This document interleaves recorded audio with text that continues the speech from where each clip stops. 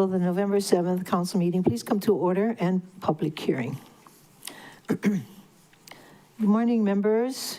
The public hearing and regular council meeting will now come to order, and I'm going to ask Ms. Clerk to please proceed with roll call.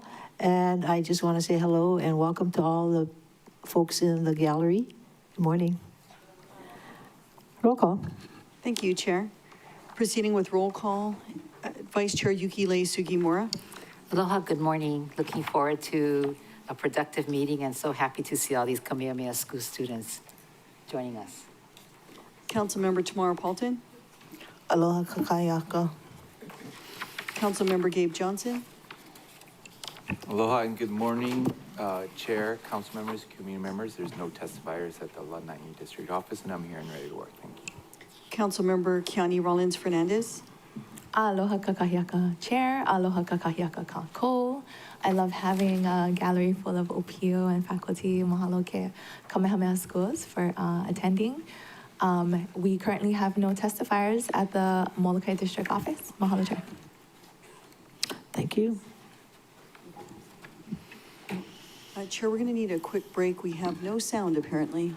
Okay, recess for 5 minutes till 9:11. Recess. Thank you.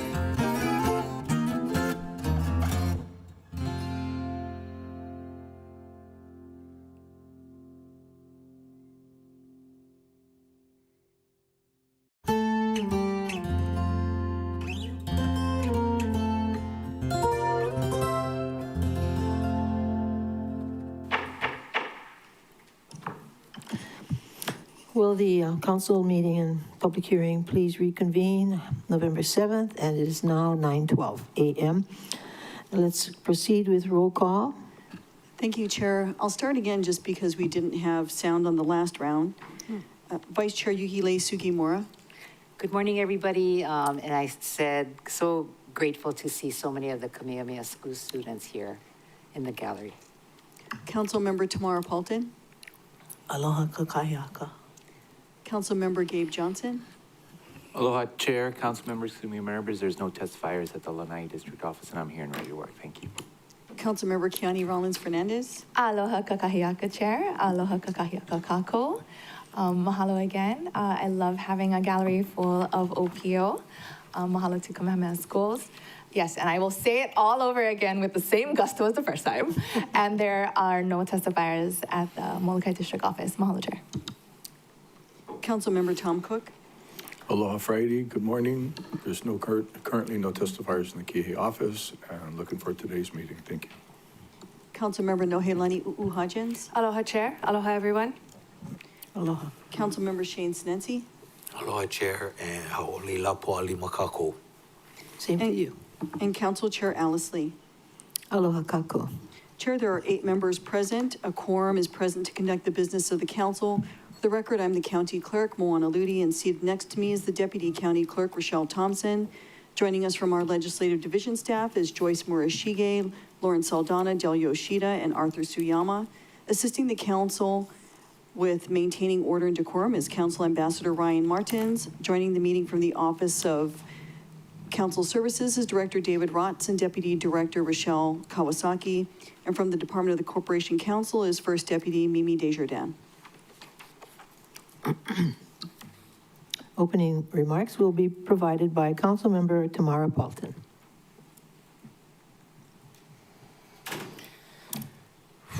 Thank you, Chair. Last night, our community had a big loss, and the West Maui Residency Area Office is closed today. Out of respect and honor for the life and legacy of Uncle Lawrence Cabanilla.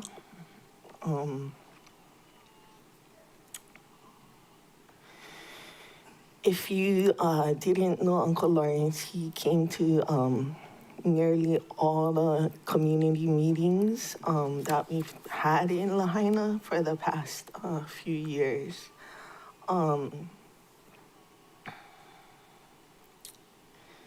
He lost his home in the fire. 83 members of his family lost their home in the fire. His children, his grandchildren, great-grandchildren, great-great-grandchildren lost their home in the fire. And, to many of my peers, and I'm sure the whole community, he was an inspiration. He was the best of us. I think after the fire, through his pule, he taught Lahaina how to pray. He taught us about his relationship with God. Through the conversations he would have with God during the pule for our community.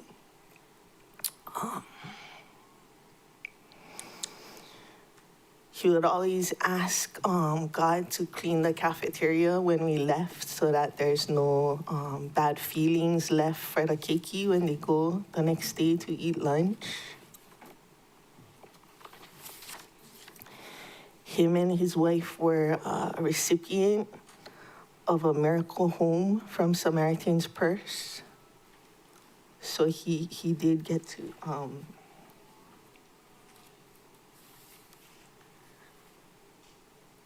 go home before he passed away. And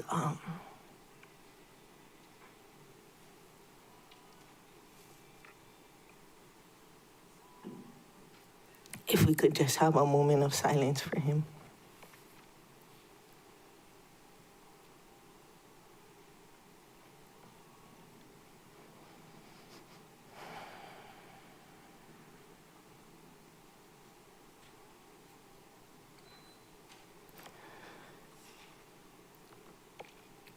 Thank you.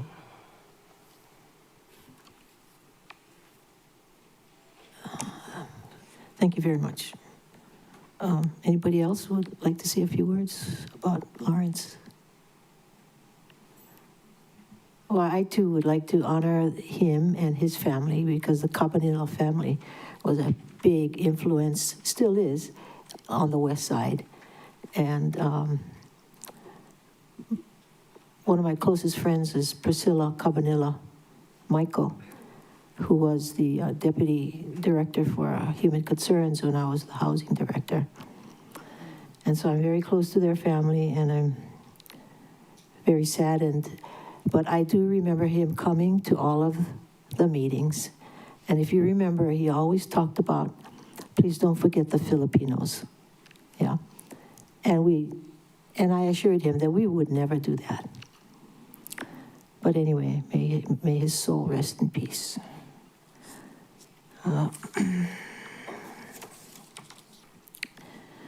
Before we proceed with today's, oh, I'm sorry, I missed the Pledge of Allegiance. Let's do the Pledge of Allegiance. To the flag of the United States of America and to the republic for which it stands, one nation, under God, indivisible, with liberty and justice for all.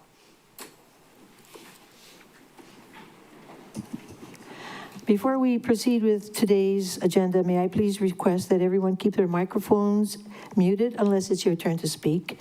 As a reminder, testimony must be pertain to items on the agenda. When testifying, please direct your remarks to the council and not to any individual council member or member of the public. Each testifier will be allowed to speak for up to 3 minutes on each item. For individuals wishing to testify on Teams, please click the raise your hand button to be added to the testifier log. If you are calling in, please follow the phone prompts to be added to the log. If you wish to testify anonymously, please sign in as anonymous and you will be given a testifier number. Decorum shall be maintained at all times. Any person who behaves in a manner that disrupts, disturbs, or impedes the orderly conduct of any council meeting can, at the discretion of the presiding officer or a majority of present council members, be ejected or banned from council meetings, or if participating remotely, muted or dropped from the meeting. Examples of disruptive behavior include, but are not limited to, heckling, shouting, use of profanity, threatening or slanderous remarks made to any member of the council, staff, or general public. All meeting attendees, whether online or in person, are expected to wear clothing which should not display any profanity, obscenity, or any message that could be considered discriminatory, harassing, or inappropriate for these proceedings. Ms. Clerk, please proceed. Chair, proceeding with public testimony. At this time, members of the public can testify on any agenda item listed in our public hearing and today's regular agenda. The first person to testify is Thomas Raven, testifying on CR 2576, to be followed by Theo Morrison.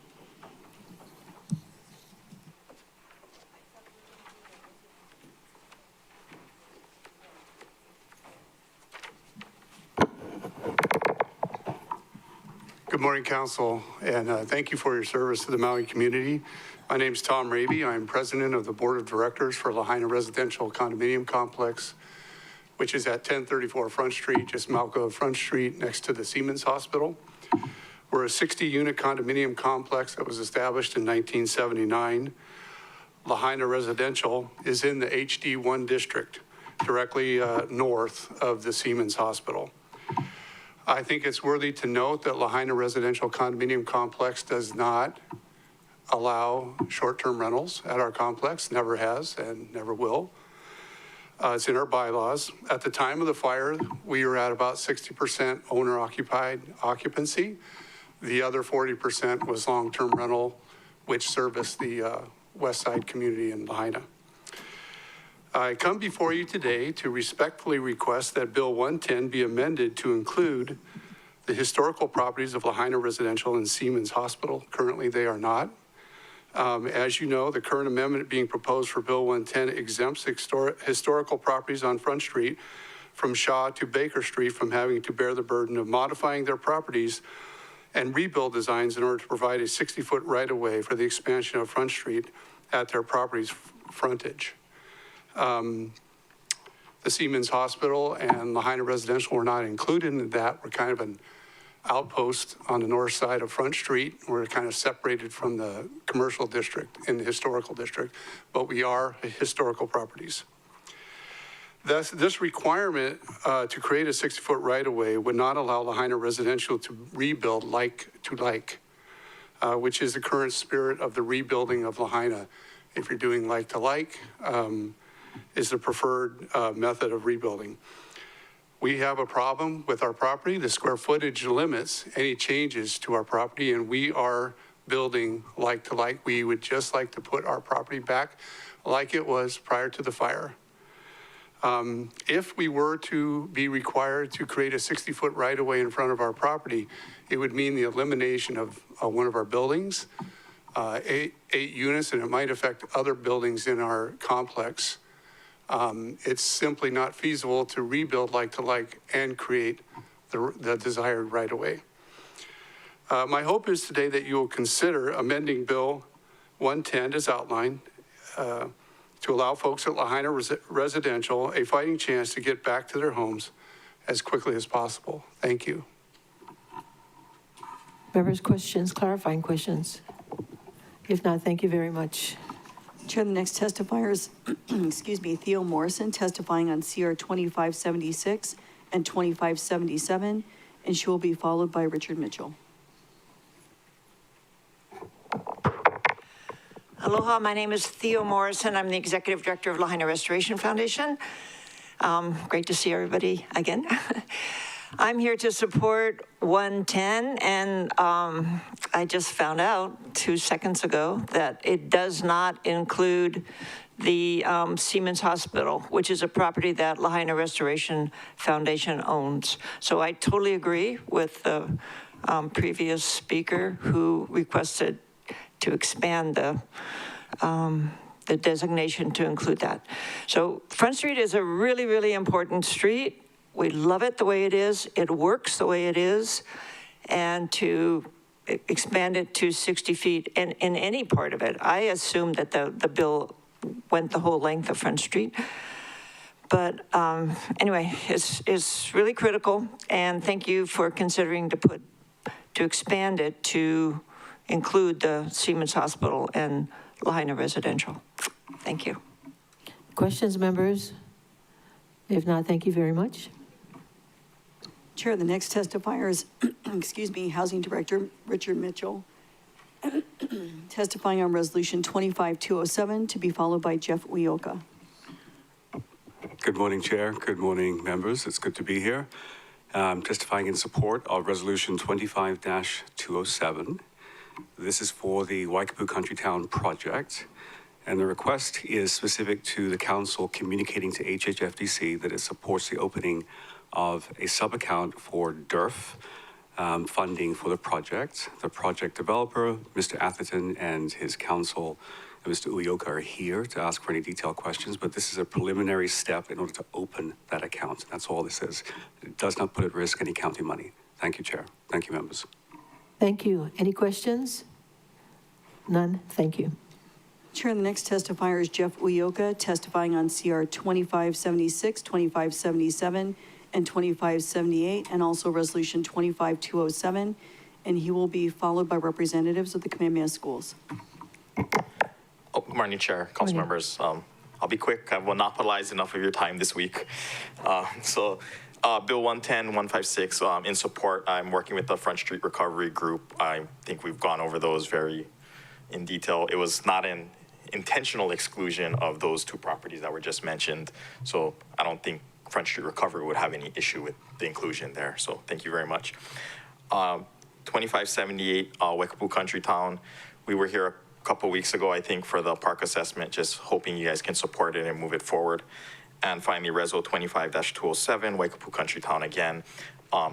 As Director Mitchell mentioned, infrastructure. We're hoping to get a DERF infrastructure loan for around $17 million from the state to HHFDC. It won't affect the council or the county, but we're hoping to get your support on that as required by law. backbone infrastructure, water, sewer, drainage, all that good stuff. So if you guys have any questions, Coach and I can be available. Thank you. Any clarifying questions? Member Paulton? Just clarifying, you'd like floor action today? Yes, please. Okay. Because you didn't mention that. Oh, sorry. Yeah, thank you. Any other questions? If not, thank you very much. Chair, the next testifiers will be a representative from Kamehameha Schools, or? Yeah. Oh, the students are coming down. Yeah. What Yay. grade is this? Various grades. No, I was looking for my nephew, that's why.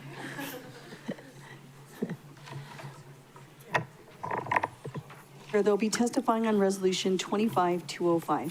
You'll just start by saying your name and go for it. Aloha mai kākou.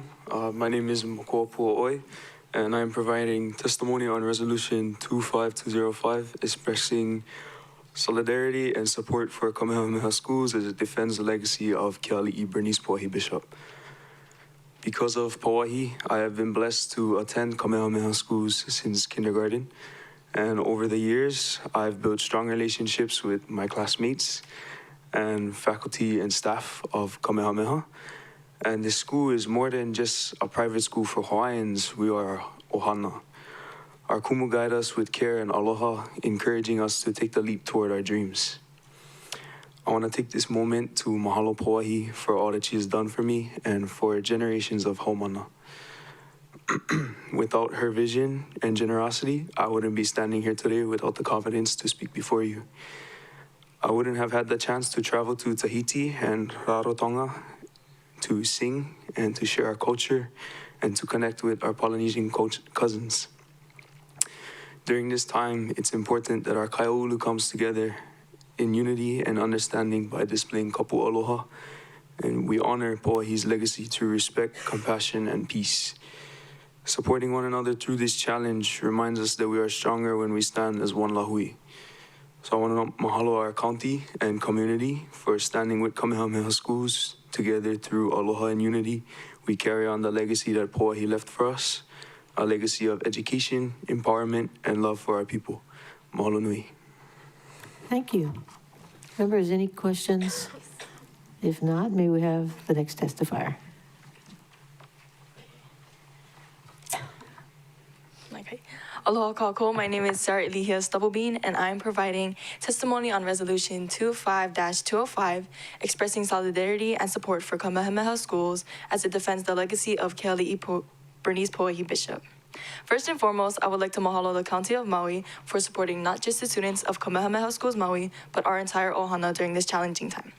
Your support shows your commitment to providing Native Hawaiians with the education we deserve and are perpetuating our culture. And to Pauahi, the princess and the reason I am who I am today, I would like to thank her for the ultimate sacrifices she has made to ensure the future of Hawaii's education.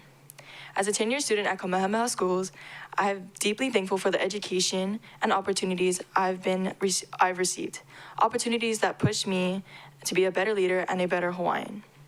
Soon I'll be traveling to Aotearoa for a worldwide conference, and which is something I never imagined doing, and it is because of her legacy and the support of this school that I'm able to represent our lahui beyond Hawaii.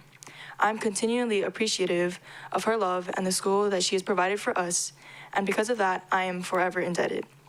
So when you, the County of Maui, stand with us, you are standing with Hawaii, with our culture, with our history, and with our future. In these times of challenges, let us remain grounded in who we are and what we stand for. Let us continue to carry ourselves with pride and aloha and faithfully awama or kuleana as we walk together in purpose and unity.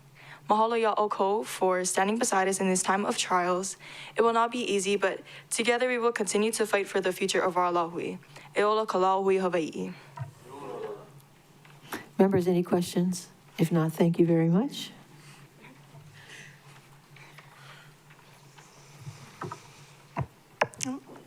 Aloha mai kākou.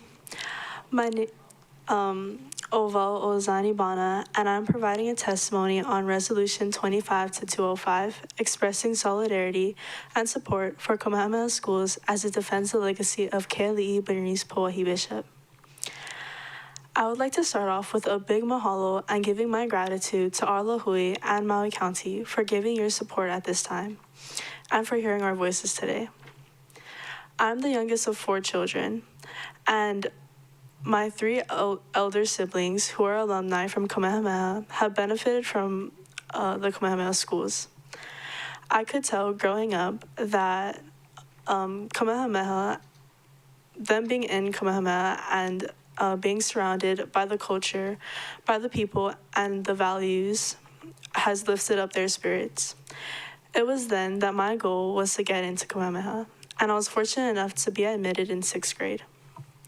In my own journey, I came to realize Kamehameha schools not only serves us in education, but also in standards and in morals. It has a built foundation for us Haumana to grow in problem solving, growth mindset, and in Hawaiian and Christian values. The connections we make and the friendships we build make lifelong bonds. And Pauahi, her love for Keakua and for her people was the guiding force behind her legacy. She founded Kamehameha schools so we would never forget who we are or where we come from. Because of her generosity, we have the opportunity to thrive, to uplift one another, and to continue her mission of serving our Lahui with aloha. Mahalo nui loa for your time and for standing with us and honoring and protecting the legacy of our beloved Keali'i Bernice Pauahi Bishop. Imua Kamehameha. Thank you. Questions? No questions.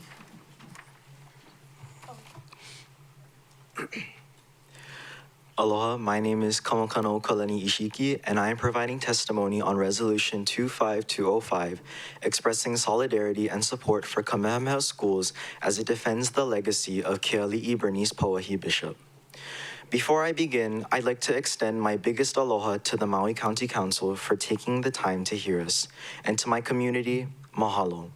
Mahalo for being so strong and resilient.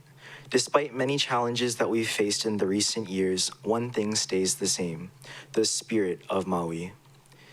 My journey at Kamehameha Schools started on Oahu in He'eia. Our founder, Keali'i Bernice Pauahi Bishop, laid an anchor for me and my siblings to be a part of her legacy, built on the love for her people. Because of her vision, I'm able to receive an education that connects me to my culture, my community, and my future. I tested into Kapalama where my brother and sister were attending and was accepted, but due to struggles within my ohana, I was thankfully granted a transfer to Maui. I am now 11 years into my journey here, and I can definitely say, I don't know where I would be if I weren't surrounded by people who are diverse, but united because we are all Hawaiian. In an effort to revitalize a fading nation, Pauahi's vision of the Kamehameha Schools was brought to life and has served as a cornerstone for many generations of Hawaiians. She could have left her wealth to anyone, but she invested it into the education of Native Hawaiian children, and my hope is that her legacy will continue to the purpose of her will, to give preference to Hawaiians of pure or part Aboriginal blood. This is the only institution in the world that facilitates such a large scale of Native Hawaiian students. Pauahi's vision is what continues to plant the seeds of Oiwi leaders. Without this school, Oiwi leaders wouldn't be so abundant. Here, we learn how to utilize our resources to lead our lahui in order for the future of Hawaii to thrive, and so that we can honor our kupuna who fought so diligently for us to be here. As I mentioned, Pauahi's legacy is rooted in love and the preservation of our culture. So it's important that in our outlook, we practice aloha. This isn't just about our school anymore. It's about protecting a promise, using this as an opportunity to unite as a community. She believed in all of us and what we are capable of since before we were born. Pauahi gave me more than an education. She gave me and she gave us a future. And today, we stand here to protect that future for the generations to come. I will continue to support my founder throughout these difficulties because I am forever indebted to her. Mahalo. Thank you. Members, questions? No questions. Aloha. My name is Lovaku Soul, and I'm providing testimony on Resolution 25-205, expressing solidarity and support for Kamehameha Schools as it defends the legacy of Keli'i Bernice Puahi Bishop. Mahalo County and community for your support. Mahalo Puahi for instilling in me the Iki of our kupuna, to care for others, to lead with humility and kindness, to serve rather than stand above, and to take responsibility for my actions. Your legacy continues to inspire me to strive for excellence.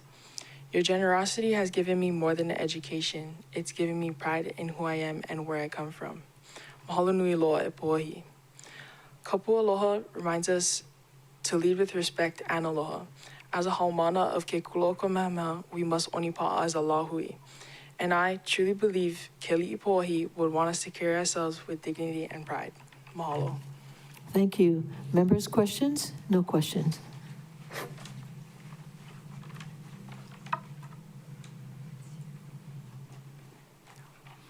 Aloha mai kākou.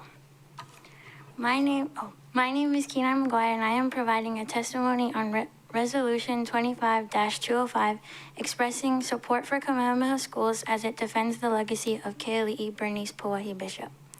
I am an 8th grader at Kamehameha Schools, Maui. I'm representing my middle school class, Papako, as the Student Government Secretary. Today, I've been given the opportunity to speak in front of you all and share my gratitude for Princess Bernice Puahi Paki Bishop and the impact she has had on me and the Hawaiian people of our lahui. As a Hawaiian student attending Kamehameha Schools, I stand here with deep gratitude for the vision and generosity of our beloved Ali'i, Princess Bernice Puahi Bishop. Without her foresight and compassion for her people, I would not have the same opportunities I have today to learn, to grow, and to gain knowledge through Hawaiian values. When people ask me, what are you thankful for that Puahi has given you? I'd be lying if I didn't say the amazing food. But after spending 3 years here at Kamehameha, I've realized I have so much more to be thankful for than just that. Princess Puahi gave everything she had so the Hawaiian children could have a better future. She built a school that helps us stay connected to our language, our culture, and our aina. She gave us a place to grow strong in knowledge, in pride, and in aloha for our people. She didn't have to give everything she owned, but she did it out of love for her people. Even though Kamehameha Schools is facing some challenges, these moments test our strength and remind us who we are. When we face them together with aloha, with courage, and with faith in Puahi's vision, we grow stronger as a lahui. It is important for us to remember to have kapu aloha and stay strong together. With that, I am grateful for her love, her sacrifice, and her belief that we, the next generation, can carry our people forward. Because of her, we are reminded that being Hawaiian is something to be proud of. With everything she has given me, I hope to live in a way that honors her and makes her proud. Mahalo to the county and the lahui for all your undivided support towards our haumana, faculty, and staff at Kamehameha Schools. And mahalo nui loa Princess Puahi for giving us hope and a future. Thank you. No questions. Thank you. Aloha, my name is Shayla Gonzalez, and I am providing testimony on Resolution 25-205, expressing solidarity and support for Kamehameha Schools as it defends the legacy of Keli'i Bernice Puahi Bishop. I'm a freshman at Kamehameha Schools Maui, and I've been at Kamehameha Schools Maui since I was in kindergarten. I want to take a moment to give a big mahalo to Maui County and the Lahui for supporting us through this challenging time. Kamehameha Schools has impacted us in all of our lives in a way. And without Puahi, Kamehameha Schools wouldn't be here. And that's why Puahi is so important to me. She's blessed me with an amazing education system that I'm beyond grateful for. I've been rooted back into the culture we once almost lost completely. I'm learning how to be an Oiwi leader, and I'm being taught our native tongue and so much more. At most schools here in Hawaii, Haumana only learn a snippet of Hawaiian culture, not being able to fully grasp what happened back in the days of our li'i. Puahi knew she had a legacy to leave behind, and she left it through her school.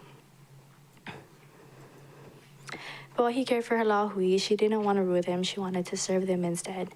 She wanted what was best for her people throughout the generations to come, and that's why Puahi is so important to me. She left a legacy for the next generations of Haumana and Kanaka Hawaii to carry on, and what better way than to put it in a school. I want to say mahalo again to Maui County and the community for all the aloha, support, and kapu aloha that you've all provided us with, not only right now, but also throughout the years in Kamehameha schools that have been open. But especially now, this is important to us as a kula, because with this challenge comes an opportunity to show people who are against us what Kamehameha schools is really about, and the Oiwi leaders who come from Kekulo, Kamehameha. Mahalo. Thank you. No questions. Aloha, my name is Erica Koliko Wolfson, and I am providing testimony on. Can you speak a little louder? Sorry. Don't be shy. Aloha, my name is Erica Koliko Wolfson, and I am providing testimony on Resolution 25-205, expressing solidarity and support for Kamehameha schools as it defends the legacy of Keali'i Bernice Poahi Bishop. First off, I just want to say mahalo to our county and our community for all the support. It really means a lot, every helping hand. It reminds us that we're not in this alone. When things get tough, it's our people who show up. I also want to mahalo Keali'i Poahi. Right now, I'm in my freshman year at Kamehameha Schools, and I don't know where I'd be if I wasn't here. She's important to me because with her generosity and her vision, many of us Haumana like me wouldn't have the opportunities we do today. She believed in us and our future as Hawaiian people, and I try to honor that by giving my best and helping others just like she did. I made this drawing in my English class, but it was worth so much more than just a good grade. In the center, it has Poahi, and she's surrounded by roses, because not only do roses represent her favorite flower, they also represent her love, beauty, and strength that continues to grow within all of us. The words "I will never speak Hawaiian" with crossed out, with a crossed out never in red is also on there, because it reminds me of how our language was almost lost and how she helps us to keep our education and opportunities alive through culture, by teaching us culture and our language. With everything going on right now, I think it's really important that we keep showing kapu aloha. Even when it's hard, even when emotions run high, we lead with respect, with love, and with patience. That's how we stay strong together. So again, mahalo to everyone for the love and support. Let's keep standing together with aloha. Thank you. No questions.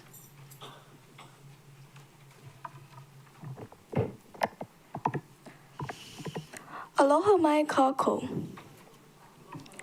My name is Aubrey Lansing, and I am providing a testimony on Resolution 25-205, expressing solidarity and support for Kamehameha schools as it defends the legacy of Keali'i Bernice Poahi Bishop.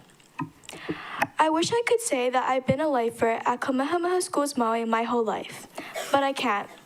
What I can say, though, is through my third year here, it's been such an honor to be a Haumana in such a well-oriented school that our founder, Princess Pauahi, had made for us Native Hawaiian keiki to gain the knowledge and understanding of our culture, language, and Aina. Pauahi gave us a gift that we will cherish forever, and it's very important that we appreciate her in every aspect of our lives. Pauahi's gift to me is truly a blessing. Because of her, I'm able to receive a quality education, become resilient and responsible, and learn more about our Hawaiian history and culture. I would like to say that I'm very grateful for the many opportunities that came from her generosity.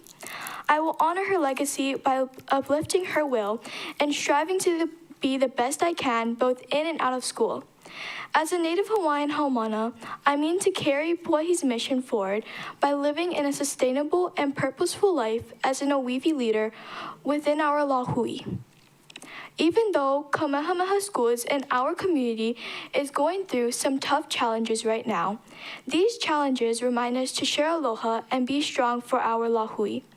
It is very important that we stand strong and share kapu aloha with one another, because even though I didn't know Princess Keali'i Bernice Pauahi Bishop personally, I know that she would want us to have pride in our school by showing respect, working diligently, and living in peace with one another.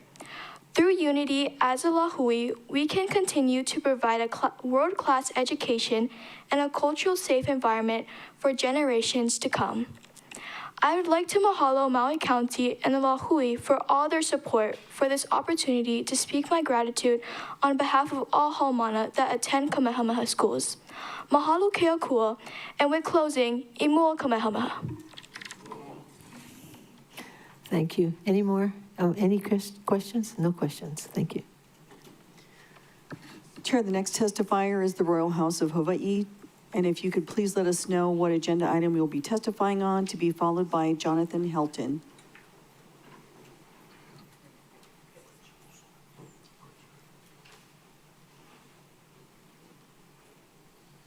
Royal House, this is your opportunity to testify.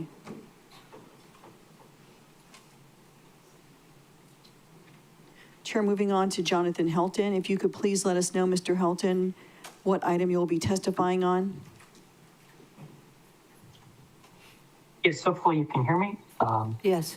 Good morning, Chair and Council members. I'm Jonathan Helton with the Grassroots Institute of Hawaii. I'll be testifying on Bills 110, 156, and Resolution 205, 203 relating to accessory dwelling units. So I'll first address Bills 110 and 156. The Grassroots Institute supports these bills because we believe that they will help Lahaina come back in a way that could look and feel close to the old Lahaina before the fire. These bills will allow apartment businesses and other buildings to be built in a similar aesthetic and vibe to what was there before the fire. As to the resolution that would allow 2 accessory dwelling units per lot throughout the island, the Grassroots Institute supports this. We believe that this would give homeowners an opportunity to add to the housing stock to help house their friends or their family members. There's a lot of reasons why we support this. Number one, we believe that infill development is something that some of the Maui community plans have spoken highly of. We believe that it will limit the strain on community infrastructure by encouraging development in existing residential areas instead of further urban sprawl into rural areas. And then finally, building accessory dwellings, they tend to be smaller and as a result, less expensive for those who are living in them. If it's rental and if you're simply building a home for a family member, then that might not come with any rent at all. So again, we support these items and I'd be happy to answer any questions that I can. Questions, members? If not, thank you. Chair, the next testifier is Jason Ushijima, to be followed by Junya Nakoa.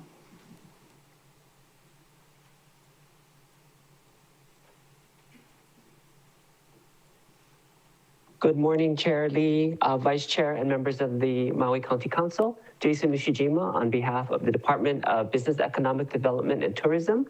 I'm here testifying for resolutions 25193 CD1 and 25194 CD2.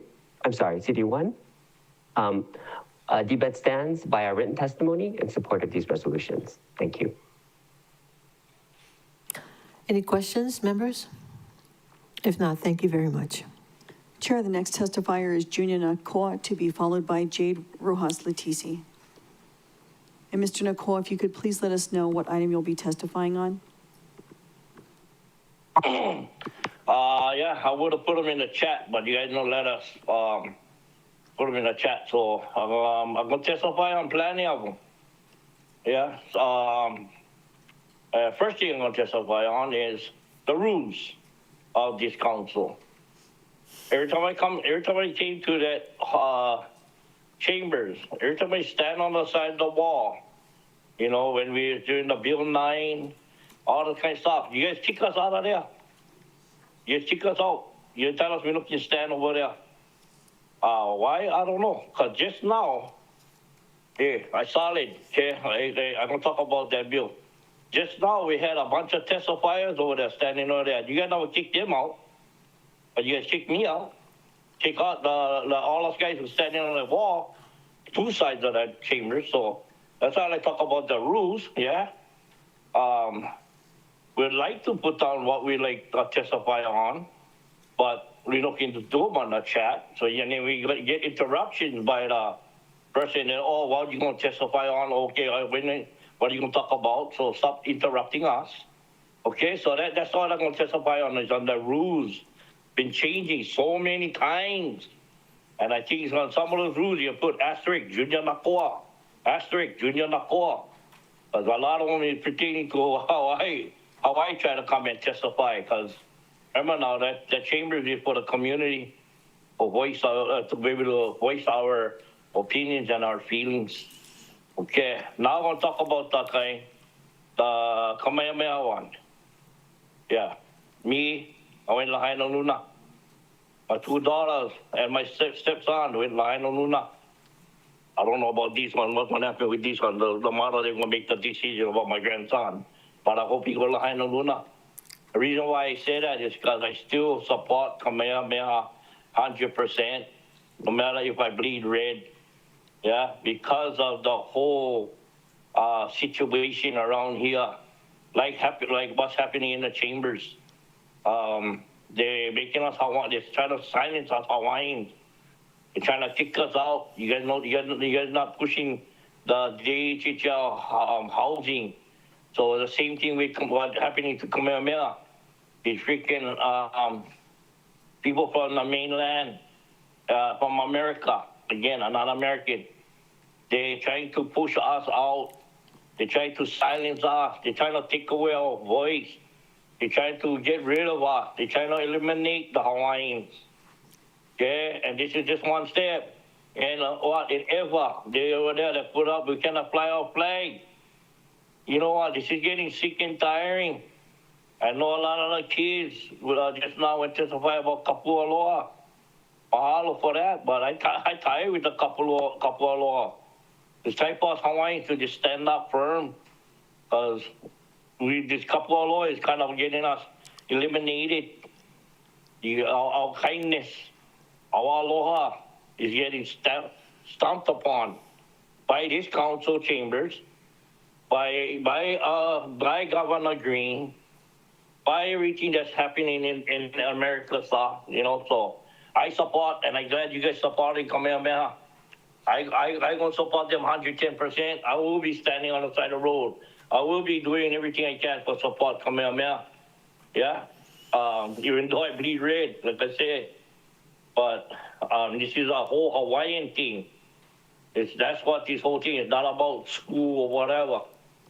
So that is what I have to say about that bill, that resolution, or whatever the heck the thing is. The next one I like to talk about. Okay, yeah, so wait to the next one. Let you guys know, wait to the next one. Okay, you guys want to ask questions? No questions. Oh, they're checking. Just like follow the rules, They're trying to follow the rules. Okay, and then the next one I'm going to talk about is the, that thing that you got to like go out here in Napili. You know, that center or whatever for, you know, I think get one in key here, the tech center or something, you know.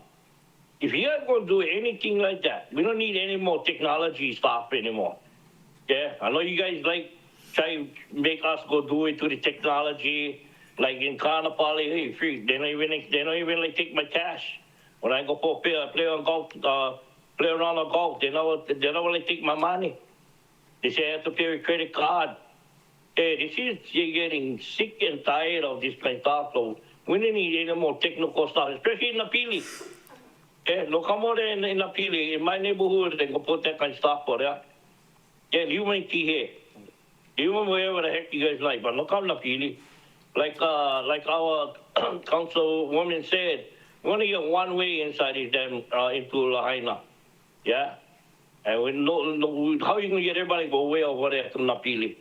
And if you guys going to do anything like that in Napili or any place on Maui, to build like one kind of processing center. You know, so where all the farmers can go take their vegetables and that, you know, the pili, in the pili to get the kind. They get one community farms, you know, so all these guys can go there, go clean their vegetables, process them. Hey, I get all my nephews like that. They hunt. They're eliminating the pigs and the deers and running crazy. That this council was say they're going to do something about them, but you're going to do crap about them.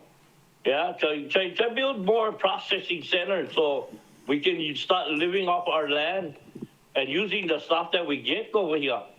Yeah, like the deer, like the pig, you know, anything. I just did my grandson's 1-year party. Plenty things we could have done in this processing center. I holding Kaikaohana accountable because they get one community kitchen over there licensed inside their property, and they would tell me and the community that is going to be on community place so we can go. So I'm gonna go over there, use their kitchen, make use of that bugger.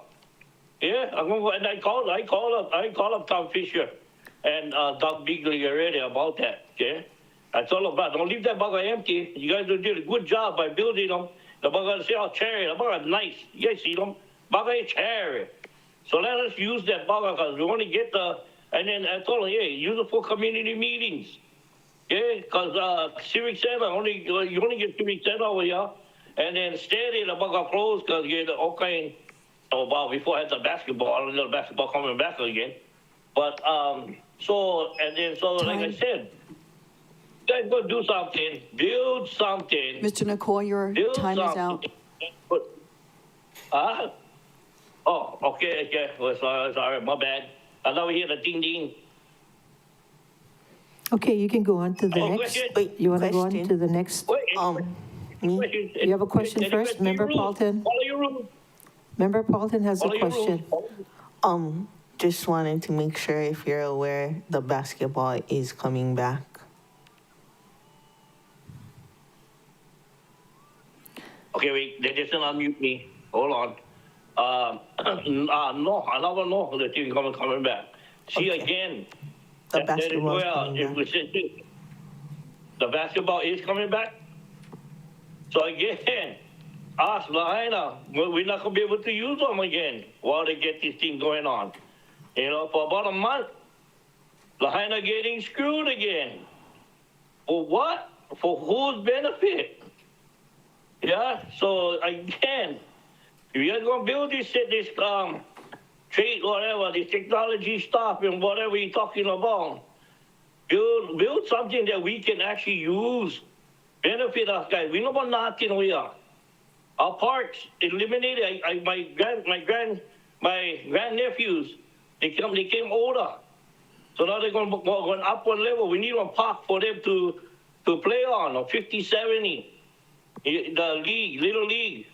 You guys are trying to push all these kind of projects. Okay, But it Junior. does not benefit us, the locals of Lahaina. Junior. The technical. Yes. Okay, you need to go on to the, go on to the next subject. Go on to the next subject. Oh, wait, I just responding to what was brought up, yeah? So I can continue that. Okay, that is the rules. I'm just following the rules. So the question, the basketball coming back. Since the basketball is coming back, we getting screwed, yeah? Okay, Alice Lee, let me talk.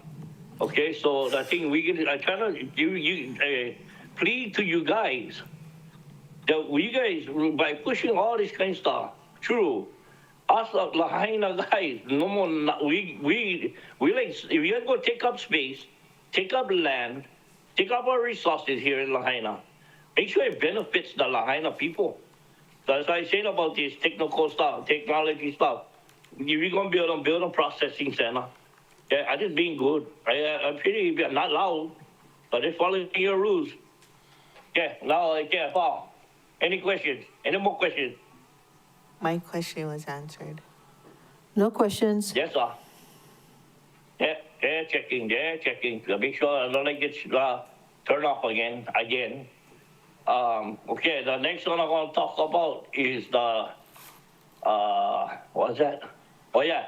the one that kind of just to talk about for the rebuilding the front street and all that stuff. You know that Lahaina one that Broadway talk about?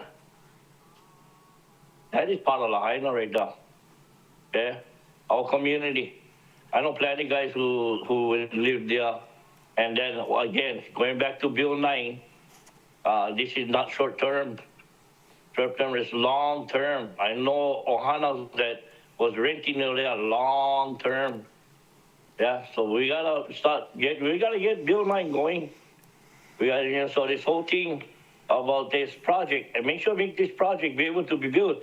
If you guys like take land away from them, like, whatever, because I heard one of the buildings might be affected. Check out the other side. We get the other houses, the $1 million homes, the CEOs of ABO, whatever, CEOs of other kind, the Boeing guys, like that.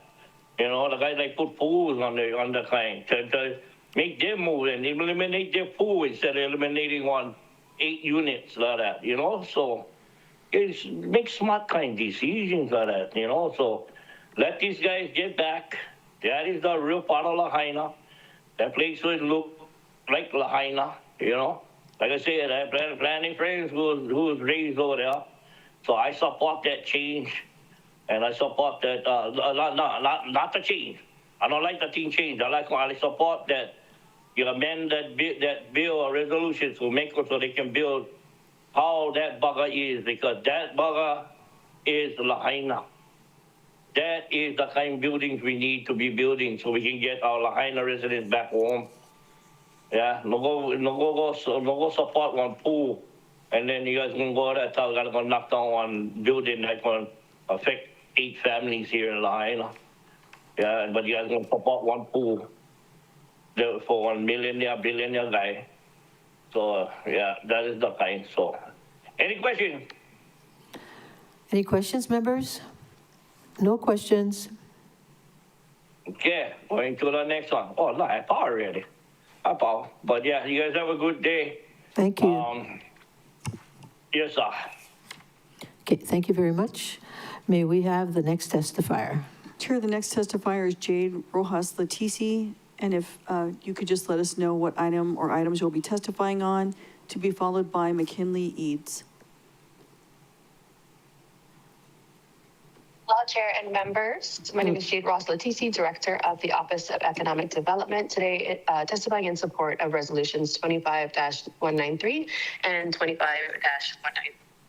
The Enterprise Zone Program is a state initiative administered through DBET, and expanding the designation at the county level is an important step towards strengthening our local economy, particularly in supporting small business growth and creating more opportunities for our local workforce. This aligns directly with our ongoing work to diversify Maui's economy and build sustainable pathways for our homegrown entrepreneurs to thrive. I'd like to also mahalo Councilmember Sugimura for her collaboration on these efforts, and to all council members for your consideration today, and mahalo for the opportunity to testify. Okay, any questions? Member Paulton? Thank you, Chair. Thank you, Ms. Rojas Latisi. I was wondering if you can share some of the feedback that you received on your outreach to the Napili community. Absolutely. So we did meet with Mayor's Lahaina Advisory Team, but last week, Monday, shared with them the rezoning program and what we're going through. It sounded like they were very on board with it. They had a lot of questions, especially as it pertains, of course, to the recovery of Lahaina specifically. But we will have those separate offline conversations in ways that we can collaborate separately. Really, though, they were more tapped into how the different opportunities to incentivize at a county level, something that won't be part of this resolution today. Is there a way to remove one specific industry from the list of industries supported, like, say, GMOs or something? I will defer, if possible. We do have Jason from DBET online, and he can answer that question for you. But from my understanding, we would have to go through the state ledge process in order to have that amended. Okay, thank you. Any other questions? If not, thank you very much. Next testifier. Chair, the next testifier is McKinley Eads, to be followed by the Royal House of Hawaii. And McKinley, if you could please let us know what matter you'll be testifying on. Aloha, Chair and members of the Council. I'll be testifying in support of Bill 110 and Bill 156. So I'm the project manager for the owners of 838 Front Street, which was entirely destroyed by the fires. This devastation in Lahaina has left property owners facing unprecedented challenges, requiring owners to undertake improvements such as pavement widening, sidewalk construction, curbs, drainage, signage, or utility relocation as a condition of simply rebuilding is not only grossly unfair and unjust, but entirely impractical. These requirements create unnecessary and costly barriers at a time when many of us are already overwhelmed by the logistical, financial, and emotional toll of rebuilding. It's also important to consider that Maui Council has received $1.6 billion in federal community development block grant disaster recovery funds, the largest award to a single municipality to date, including $400 million specifically designated for infrastructure and public facilities. These public funds were allocated to support community recovery, not to shift the burden onto individual property owners who are struggling to restore what we lost. Bill 110 wisely recognizes the inefficiencies of piecemeal public infrastructure improvements and provides much needed clarity. By exempting disaster-impacted properties from street improvement requirements, this bill creates a fair and practical path forward for rebuilding Lahaina. And I'm saddened to learn that some people feel as though they are left out of this bill. I would have no qualms with extending it to make sure that everyone has the same fair chance. So for Bill 56, I think this bill provides a critical solution for restoring the unique architectural features that gave Front Street its historic charm and pedestrian-friendly character. Bill 156 allows these features to be rebuilt legally, safely, and to the same size and scale that previously existed, provided they meet today's current building code standards and do not pose risks to public health or safety. These elements offer more than aesthetic value. They provide shade, comfort, and a distinct sense of place essential to Lahaina's cultural and commercial vitality. As someone who's actively managing the rebuild of a property loss, I can say with certainty the recovery process is already incredibly complex, even when trying to rebuild exactly what we had before. Without legislation like Bill 156, we risk losing not just buildings, but the character and identity that made Front Street so special.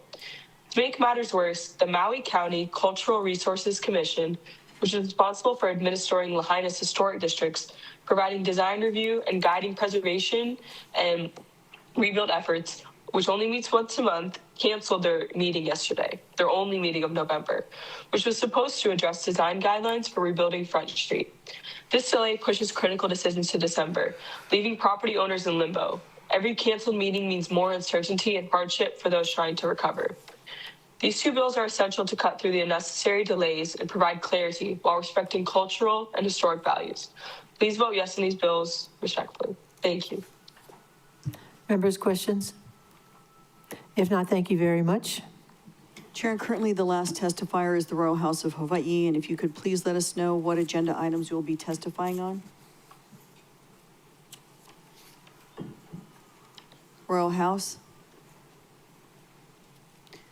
Chair, we see Kainashiki has just... Aloha, I'll be speaking on each one. Sorry.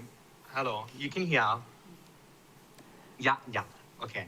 I'll be speaking on each one, and the first one I'm gonna do is CR 25-72, and I'm testifying to you guys, or to the, before you as an allodial land tenant, royal patent tenant, and descendant of Hewa Hewa. And these are a violation of Hawaii Revised Statute 172-11, the recognition of royal patents and land commission awards, violation of Hawaii Revised Statute 1-1, and Article 12, Section 7, protecting Native Hawaiian rights. Also, a violation of the apology resolution, preserving Native Hawaiian rights. Also a violation of international law. Yeah. Yeah, it's a violation of international law also. And another violation is any attempt to condemn or use eminent domain to acquire our lands without our prior and informed consent. And that is a gross violation of our rights and is highly illegal on an international level. Can I go to the next? Sure. Okay. CR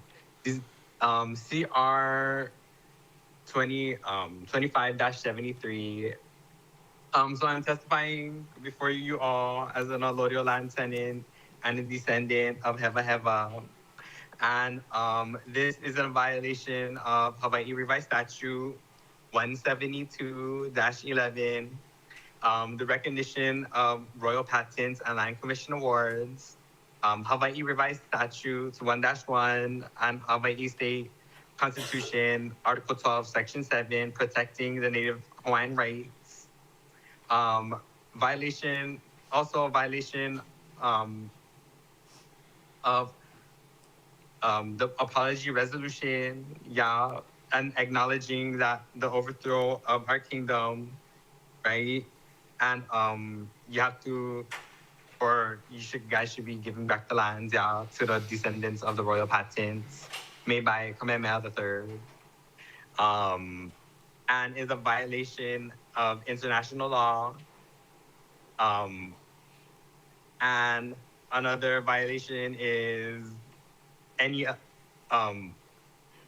attempt to condemn or use eminent domain to acquire our lands illegally, because it's all royal patented, is a highly gross violation of our rights and is highly illegal on an international level.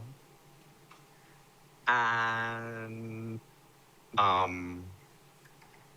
the next one, CR 25-74. This is a violation of Hawaii Revised Statute 172-11, the recognition of royal patents and land commission awards. This is also a violation of Hawaii Revised Statute 1-1 and Article 12, Section 7, protecting the Native Hawaiian rights, yeah. And also a violation of the apology resolution. Also a violation of international law. Also a violation attempting to condemn or use eminent domain to acquire our lands without our lands because it is royal patented, allodial titled, and highly illegal on an international level. So give the lands back to the descendants of the royal patents. And because they are the ones who are supposed to be governing and make decisions and take care of the land. The next one, CR 25-75. This is a violation, again, of Hawaii Revised Statute 172-11. The land's supposed to go back to the royal patents, and the descendants of the royal patents, because I'm pretty sure no haole that had go buy the land back in the day, 1800s, still living today, and this is a violation to the royal patents and Kamehameha III's constitution. This is a violation to Hawaii Constitution, Article 12, Section 7, protecting the Native Hawaiian rights. Yeah, and since all the Hawaii Revised Statutes, yeah, they're basing the laws off of kingdom laws. You gotta base them off the kingdom laws for real now, So return the land, is violation of the apology resolution, K. Violation of international law, K. And is a violation to attempt and use or to attempt, wait, is a violation on any attempt to condemn or use use eminent domain to acquire our lands without our free, prior, and informed consent, which is a high violation of our rights, and is highly illegal because it is all royal patented, allodial titled. And the next one. Hello, you guys get questions or what? Correct No, me if we'll I'm wrong let you know. too. We'll let you know. So you can just go on to the Yeah, next one. correct me if I'm wrong too. Yeah, correct me. Yeah, let me know if I'm wrong too. Yeah. You're not wrong. Just keep going. Okay, perfect. Okay, Water and Infrastructure Committees, CR 25-76. This is a violation. Oh, I testify before you all, as a allodial land tenant under Heva again, Papa, and this is a violation of Hawaii Revised Statute HRS 172-11. Because all Hawaii is royal patented, allodial title by Kamehameha III. Hawaii Revised Statute, Article 12, Section 7, Hawaii State Constitution, protecting my rights to go anywhere, and violating Kamehameha III's Constitution again, and violating the apology resolution, violating international law, and another violation to any attempt to condemn or use eminent domain to acquire our lands without, or to acquire our lands because it's royal patented, is a high violation to our rights and highly illegal on an international level because it's all royal patented, allodial title, real property, which is mysteriously getting erased from the online documentation of everyone's TMK. So please put that on because we get the paperwork, all of that, listing the royal patent, but how come no more, how many more? How come? And call the descendants of the royal patents, allodial titles, because all Hawaii is royal patented, and what is the next one? Oh my gosh, show me off a little bit. Oh, any questions? No questions. Okay. CR 25-77. I fully object, and I testify as an allodial land tenant, royal patent descendant under Heva care. And this is a violation to Hawaii Statute Constitution 172-11, violating Hawaii Revised Statute and Article 12, Section 7 of the Constitution, protecting Native Hawaiian rights. Also, in violation of the apology resolution, acknowledging the overthrow of the Kingdom of Hawaii and the importance of preserving Native Hawaiian rights. Also, a violation to international law, and is a violation for any attempt to condemn or use eminent domain to acquire our lands because it is all royal patented, allodial titled by Kamehameha III, and is a violation of our rights and is highly illegal on international levels because it's royal patented, allodial titled. And then the next one, if you guys have any questions. no more. Chair, Do you have a question? not for the testifier. The Haumana are gonna have to leave soon to return to school. I was really hoping that we'd be able to adopt the resolution before they left. Okay, let me ask the Royal House if he's almost done. Are you almost done? Because we have sure. high school, Kamehameha School students here that have to get back to class. So if you're almost done, maybe you could conclude your testimony and then we can have them come up, okay? There was all the bills, yeah. I know like BP out, oh my gosh, but I mean can I, so for each item and my testimony, can I use that testimony for all of each single item, or like would I have to like say it? No, you can do that. You can apply your testimony to all the items on the agenda. Do I just say that, or do I just say it on here, or do I Yeah, you have can. to like write it to you guys? No, you don't have to write it because we have it on record that that's what you want to do. Okay. Yeah, I'll use the same testimony for each one in violating or in objection and violating all of our Native Hawaiian rights. Okay. Thank you very much. Because it's our royal patented allodial title by Kamehameha III. Okay, mahalo. Thank you. Are there any questions? If not, thank you very much. Appreciate your help. Ms. Clerk? Chair, currently the last testifier signed up is Kai Nishiki. And Ms. Nishiki, if you could please let us know what item you'll be testifying on.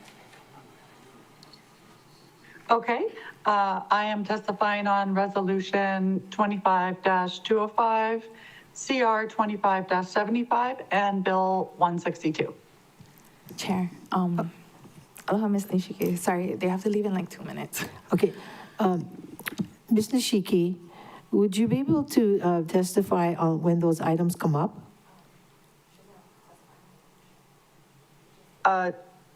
No, because then that means I would have to, Bill 162 is at the very end of the agenda, and I can't stay for the entire day. Kalamai, I'm sorry. Okay. But I'd be happy to testify after. Members, do you have any objections? I could take a... Chair. Yes. I don't know if this is... Can I move to suspend the council rules and take this out of order and continue with the beginning of the meeting testimony, but take resolution 25-205 up now before the students have to leave? Who would like to answer that question? Don't all rush to the microphone. Thank you, Chair. I don't think it's really a rules of the council issue necessarily. I think it's a sunshine law issue. And I think the body's committed to accept this testimony before you get to any other items. So I'd recommend that you finish out the testimony portion with apologies to those who have scheduling challenges. Thank you. Mahalo, Chair. Okay. Okay, Ms. Nishiki. Ms. Nishiki. Is she still on? Could you provide your testimony? Yes. We're going to take it. Okay? Yes, thank you. Of course, full support for resolution. I'll just leave it at that to try and minimize my time here. So the state recently enacted the green fee, creating a dedicated visitor-supported stream for resilience and environmental stewardship.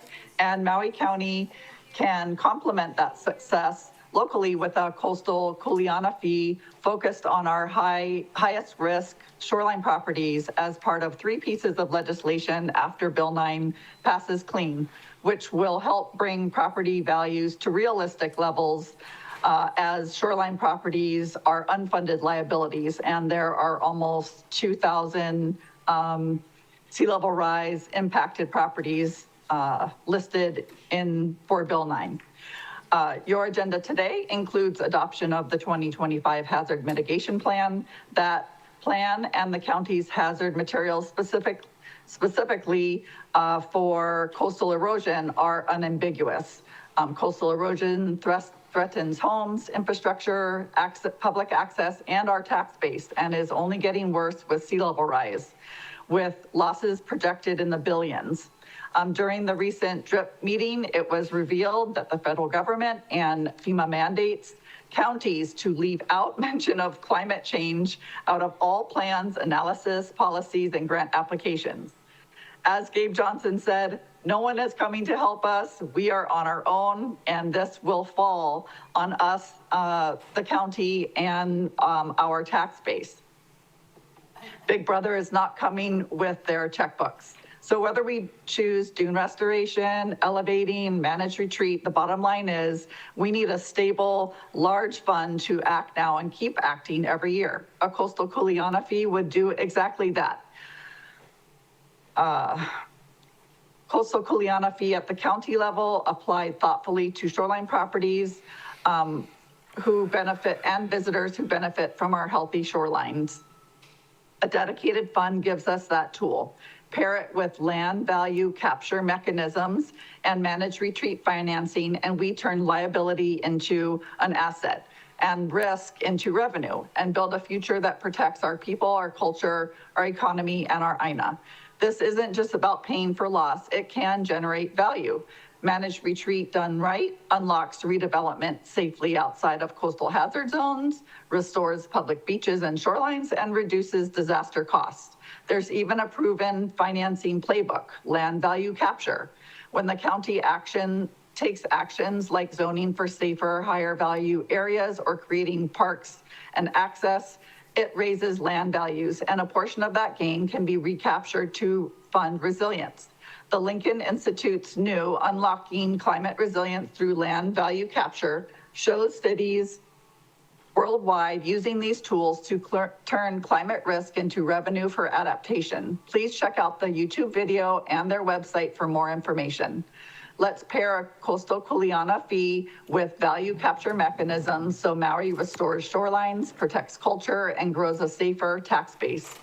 I support the Baldwin Beach Kapukaʻalua use of the managed retreat fund to remove tree stumps and debris. And you can see that that cost is $50K.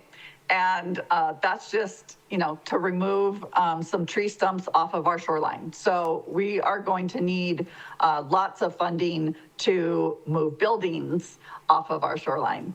Chip Fletcher has mentioned that it is almost scientific law that we need to back away from our shoreline for the safety of our people, our infrastructure, and allow our shorelines to recover. Mahalo for your service and consideration of bold solutions in working with this administration to ensure that Maui leads our nation in resilient shoreline funding and equitable adaptation. Mahalo nui. Thank you. Members, do you have any questions? If not, thank you very much. Chair, there's no one else currently signed up to testify, but it looks as though Mr. Law would like to. Aloha kakahiaka, aloha kākou, aloha hakaku. I was walking to the bus stop this morning and I saw this hibiscus flower. That was my favorite flower from when I was little, keiki. And I knew it was for Tasha. And I didn't see it, but it had a little twin flower there that hadn't budded yet, and that's for whoever the new council member is there coming in. And I was, Chair Lee, is this the testimony for the public hearing? Yes. Well, you got to combine them Both two. combined, it's combined. Okay, Hawaiian word of the day is palapala aina, P-A-L-A, P-A-L-A, and then aina's got the thing and the thing. And that means map, or literally it means land document. And I want to thank the Royal House of Hawaii testifier. I think we get the point. Thank you for being patient with them, that person, Alice. And that's, I guess that's, oh yeah, I wanted to say, for the, I read this a little bit more carefully. I saw governor in there, Resolution 25-193. It says authorizing the mayor. It doesn't say they're going to do it. It just says giving the mayor the permission to request it from the governor. And I'm in contact with the governor. He's not in contact with me, but I'll tell him to check that out. And, you know, that kind of good stuff. We need some help on the west side. And I'll see you guys in a couple minutes. Thank you. Any questions? If not, Ms. Clerk? Chair, currently there is no one else signed up to testify at the beginning of the meeting, so this will be last call. If there is anyone who would like to testify on our agenda items at this time, this is your opportunity. And the countdown is 3, 2, 1.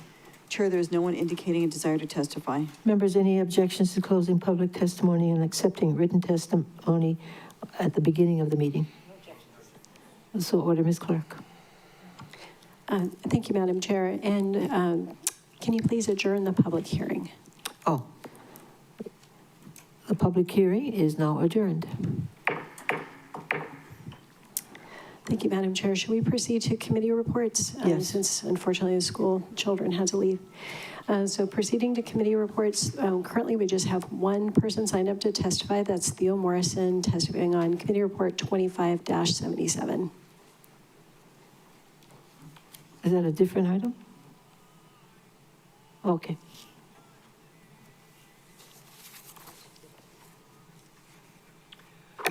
Aloha, I just wanted to support Bill 156. I didn't realize I could do it at the same time as the other one.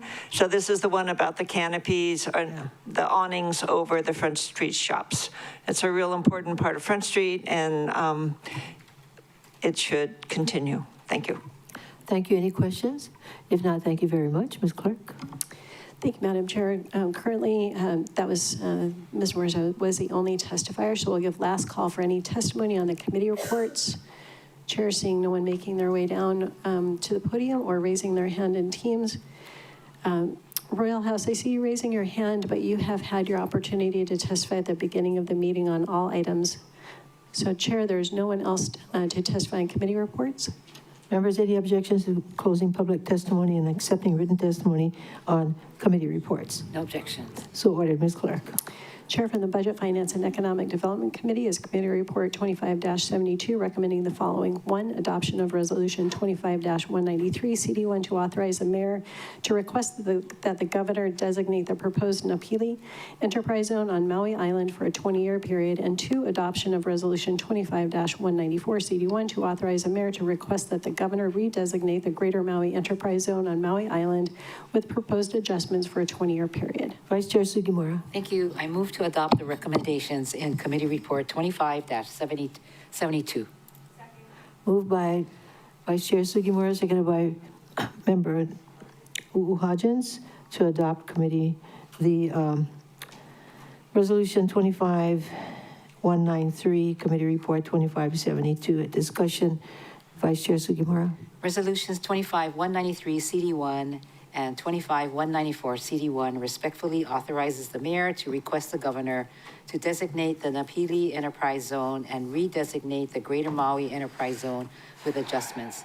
Both would last for 20 years.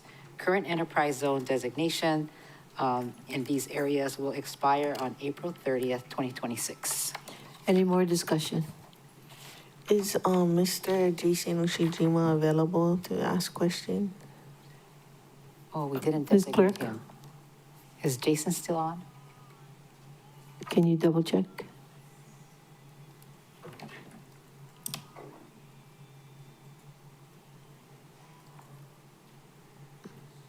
If he is, okay. Can we designate him as a resource person under the rules of the council? Members, do you have any objections to No objections. designating this person a resource, Mr. Ushijima? A resource person? No objections, so ordered. Member Paulton. Thank you. I just had 2 questions. One is, what is Is there a definition of what small business is? Because it was said this is to support small business. There is the actual EZ statute itself does not specify business or business size. So there's no definition provided there for small business. But in general speaking, we use the Small Business Administration's definition of small business, which does vary depending on the industry and the type of business, but it would be any business 500 people and below as a general guideline, but which speaks to most and many businesses here in Hawaii. And then there's no way to remove, like, say, GMO or anything like that? Yes, since you brought that up, I took a look at the statute. The statute doesn't specifically call out GMO or say GMO specifically.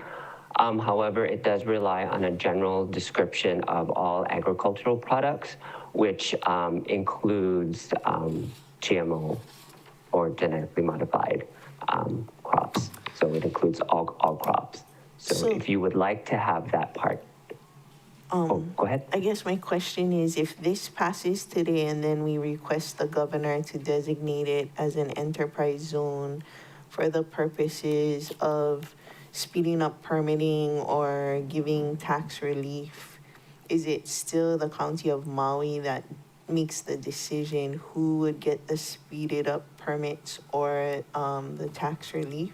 Or is it the state who would decide? So if this resolution passes, the current enterprise zones will expire in April of 2026, and these new enterprise zones before you will take on their places. The state tax credits will remain the same, and then it would be up to the county in their application to designate whether or not these two new enterprise zones or what the credits or permitting or benefit to the specific, what the specific county benefits would be. And that would be like the Office of Economic Development, the mayor's administration. Is there an opportunity for the council to weigh in? Yes, I believe so. I will defer that to Jade. However, it is up to the county to decide that. Is it okay to designate Ms. Rojas Leticia as a resource person and Sure. ask her that as well? Any objections, members? No to objections. Designating Jade Letici. Is she on the line?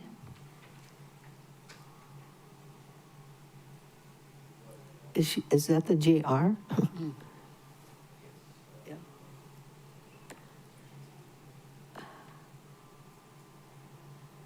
Do you mind if we take a recess and go and find her? Okay, 10 minutes, 10:50 to 10:50 recess.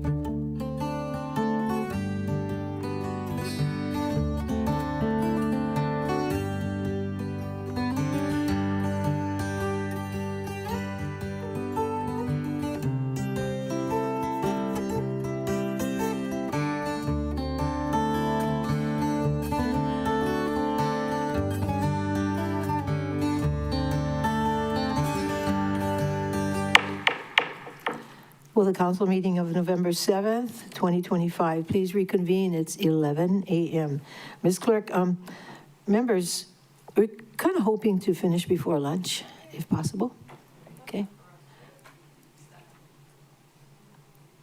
Well, no, I didn't mean to skip anything, but you have your hand up. You have a question. Vice Chair Oh, yeah, thanks. Sugimura. So regarding the enterprise zone, Jade Letici Rojas is on the call, as well as Jason Ushijima from DBED to answer questions. Okay, Jade, can we see you? And Jason. Do you see her? I don't see her. I see him. Oh, good. Apologies, Karen Johnson.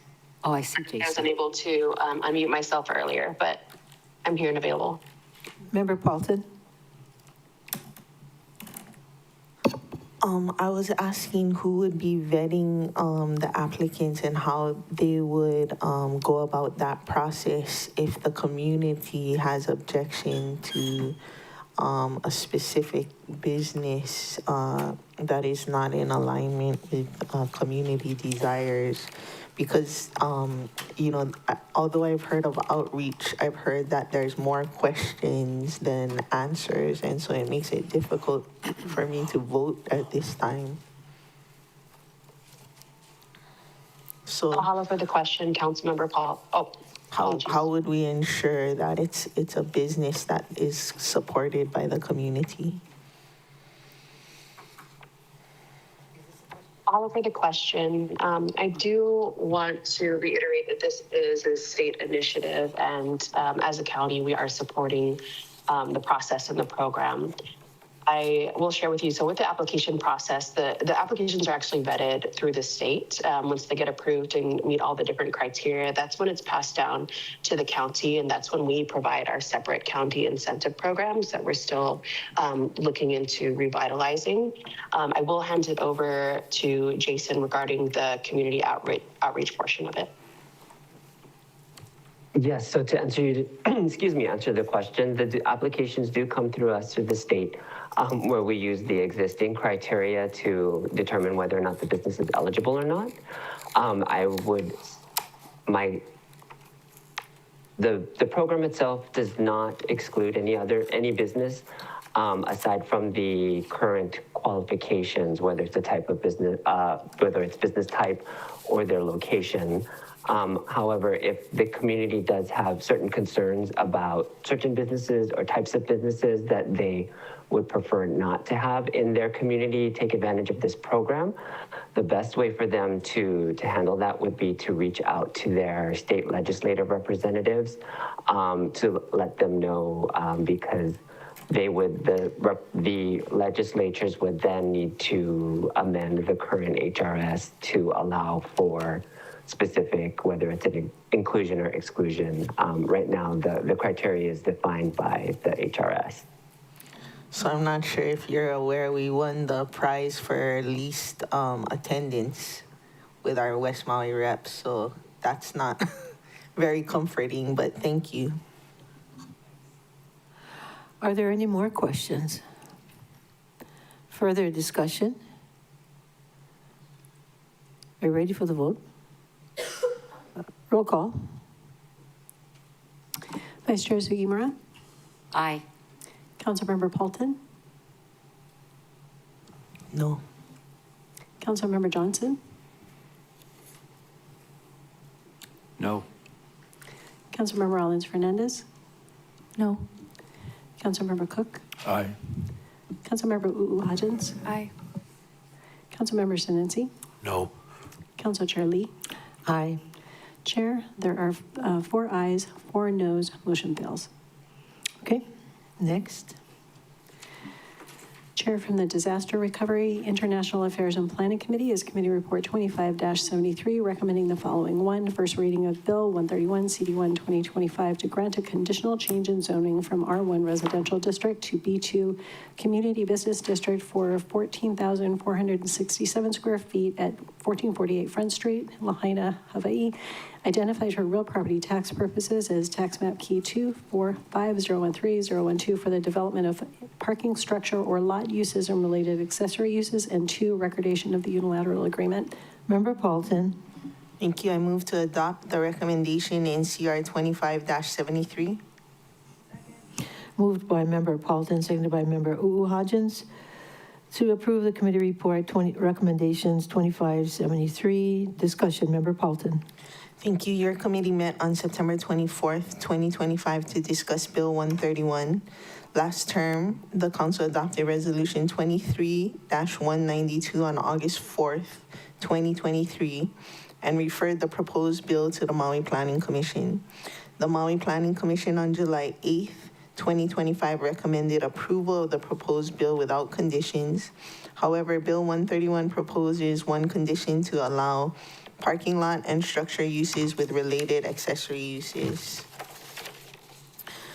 Nasus 1450 French LLC owns the subject property at 1448 French Street and the adjacent property at 1450 French Street. The adjacent property will serve as the new location of Moku Roots Restaurant, while the subject property will be used as the restaurant's parking lot. Your committee expressed support for Bill 131 CD1, which would support Moku Roots business operations and contribute to West Maui's economic recovery. Because the bill does not follow the Planning Commission's recommendation to allow all uses, the council may pass the change in zoning by a vote of 6 or more. In the community, there's always been a memory of that lot being used as parking for the restaurant. And it was done through, I think, conditional zoning. So it would need to be renewed every time when the conditional zoning expires. So a lot of people that heard the council was trying to allow for that use to be a parking lot were somewhat confused because they always remember the use as a parking lot and were not aware, I think, that the mechanism used was a conditional permit that had expired. And so this is not meant to be a taking or a giving or anything like that, just to allow the use of that adjacent lot to be used for parking for the restaurant, which, you know, in community memory, it's always been allowed to have been. I respectfully ask for the members' support of my motion. Thank you. Any further discussion?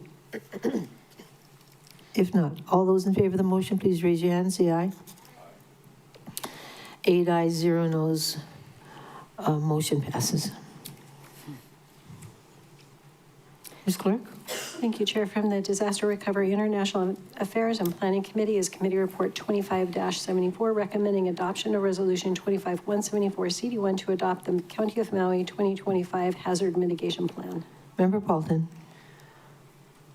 Thank you, Chair. I move to adopt the recommendation in CR 2574. Moved by Member Paulton, seconded by Member Hodgins, to approve the recommendations in Committee Report 2574. Discussion, Member Paulton. Your committee met on October 22, 2025 to discuss Resolution 25-174. Your committee notes that federal regulations require the county to review and update its hazard mitigation plan every 5 years to maintain eligibility for hazard mitigation assistance grant programs.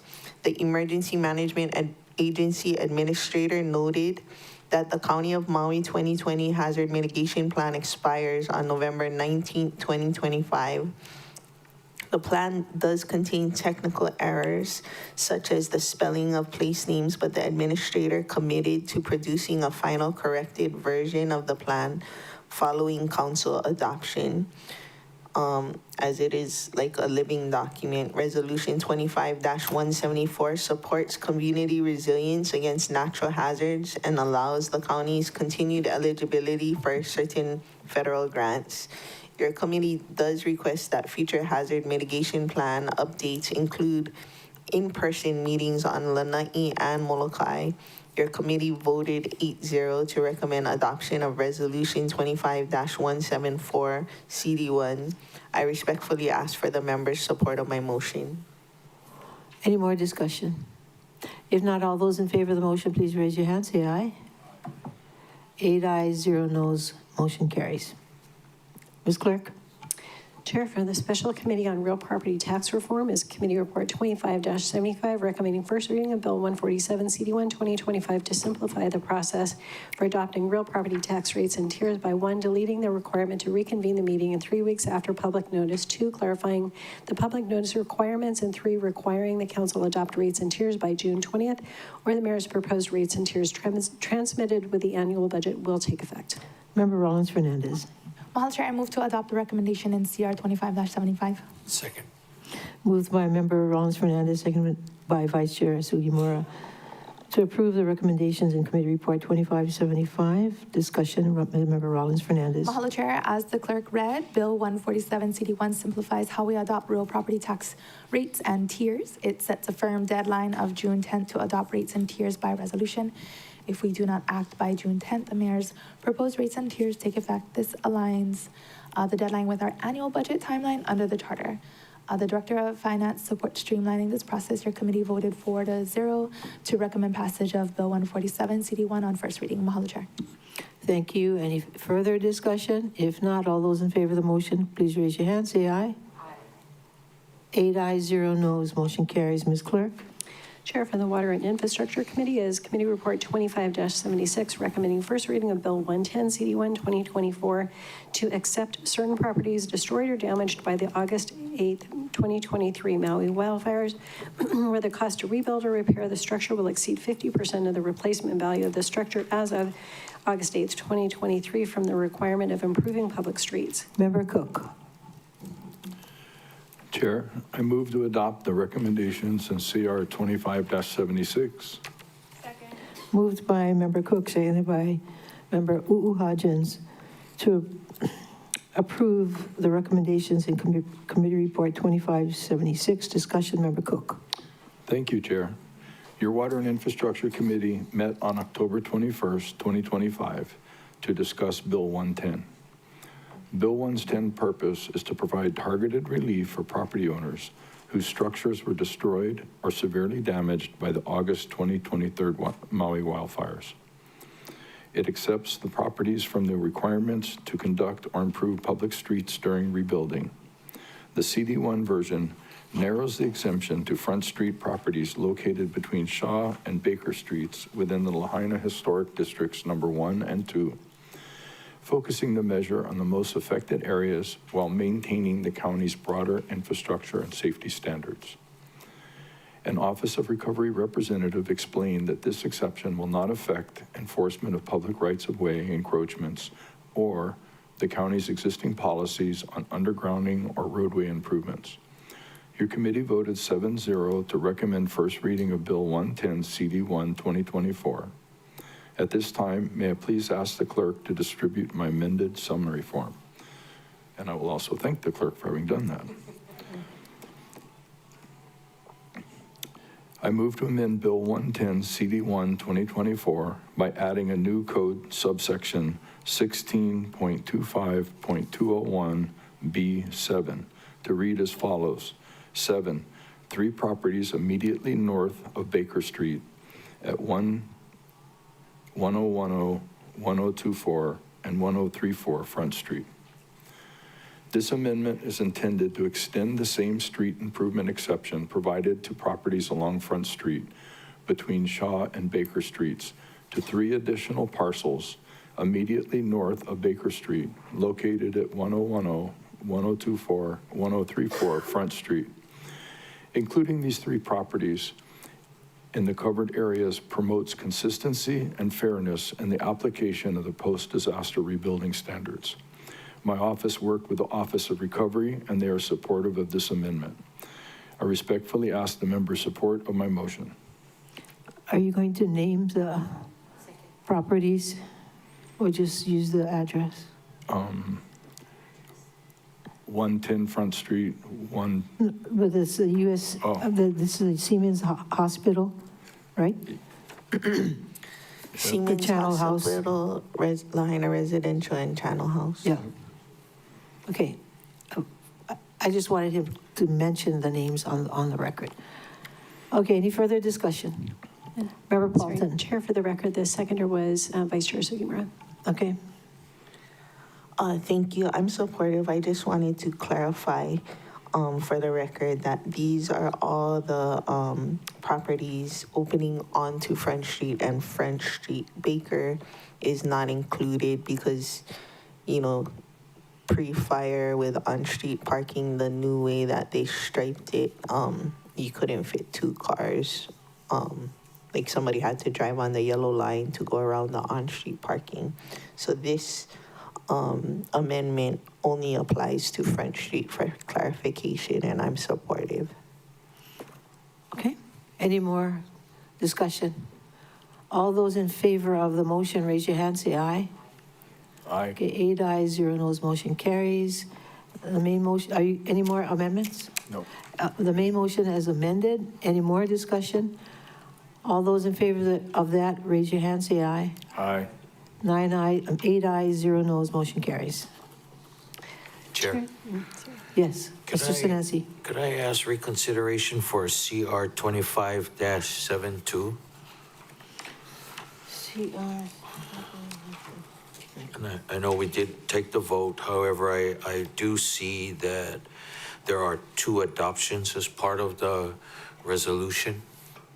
There's one for the Greater Maui Enterprise Zone, and I understand that Member Polton had some concerns for the Napili Enterprise Zone, but would that mean that the second part of the reso would also be affected?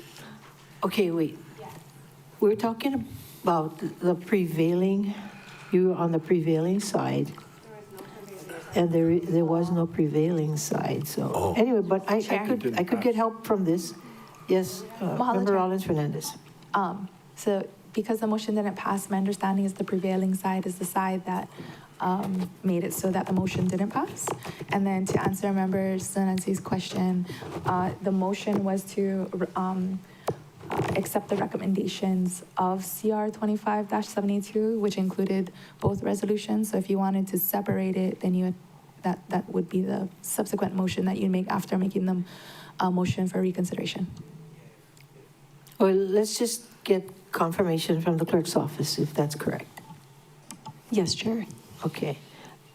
Member Sinensi. Yeah, if I can separate, that would be my Make the motion for reconsideration first. move to reconsider CR 25-72, please. Second. Okay, moved by Member Sinensi, second by Member Rollins Fernandez to reconsider the vote on CR 25-72. And do you have more discussion? Yeah, just to separate the 25-193 from 194 CD1. All right. Anything else on the reconsideration itself? All those in favor of the motion, raise your hand, say aye. Aye. Oh, unanimous, 8 ayes, 0 noes, motion carries. Thank you, Chair. Now I'll make you're the gonna make a motion.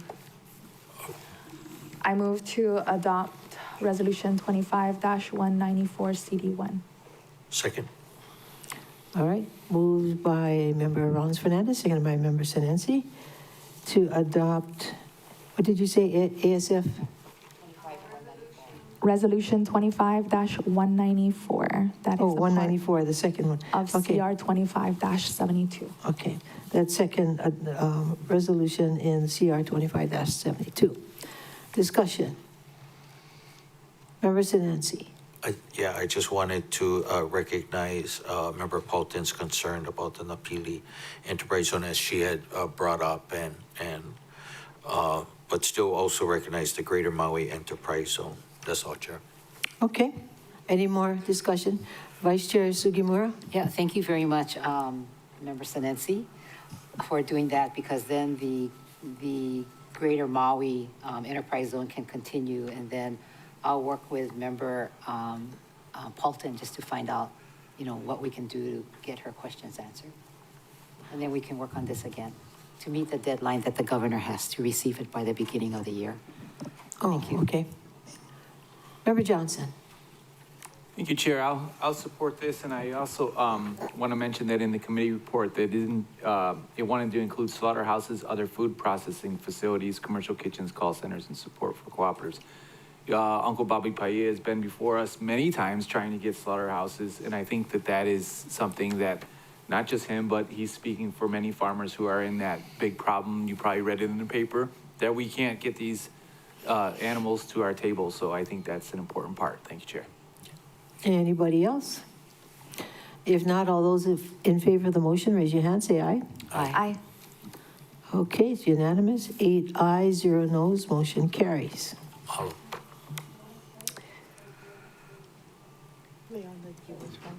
Chair. Oh, Leon, Chair. Wait, Member Rollins Fernandez. Mahalo, Chair. Since the motion for reconsideration included the adoption of both Resolution 25-193 CD1 and 25-194 CD1, I would like to request that Resolution 25-193 CD1 lay on the clerk's table. Second. Okay, Oh, it's just a request. yeah, any objections, members? No objection. No Okay. objections. So ordered. Resolution 25-193 will lay on the clerk's table. All right, next item. Thank you, Madam Chair. And just for the record, that would include the committee report itself and the resolution attached 25-193 CD1.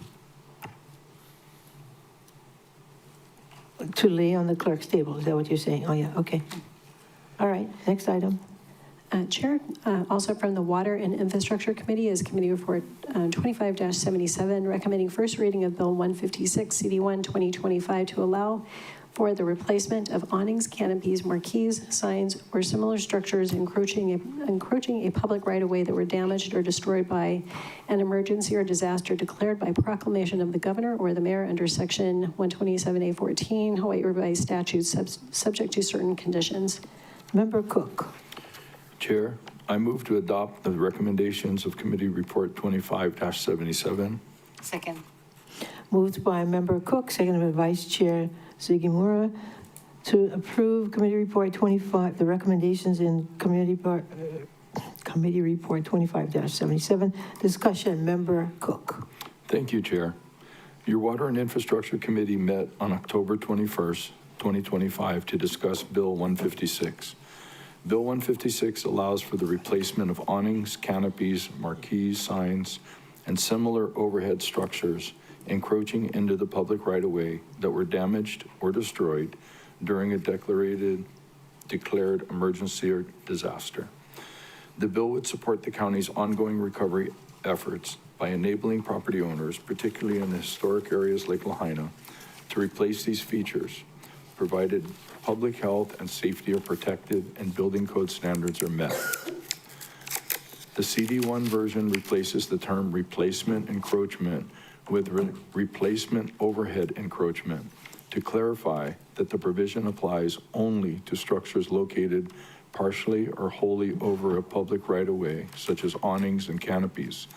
It also removes the language relating to replacement cost and zoning or other violations, makes conforming amendments and technical and non-substantive revisions for clarity. Your committee voted 6-0 to recommend first reading of Bill 156 CD1 2025. I respectfully ask for the members' support of my motion. Any more discussion? If not, all those in favor of the motion, please raise your hand, say aye. Aye. 8 ayes, 0 noes, motion carries. Ms. Clerk. Chair, from the Water Authority Social Services and Parks Committee is Committee Report 25-78, recommending adoption of Resolution 25-178 CD1 to authorize the execution of the park assessment agreement for Waiale Park large lot subdivision, which would require Waiale 105 Partners LLC to provide land in perpetuity or dedicate land for park and playground purposes as a condition of subdivision approval. Member Sinensi. Mahalo, Chair. Move to adopt the recommendation CR 25-78. Second.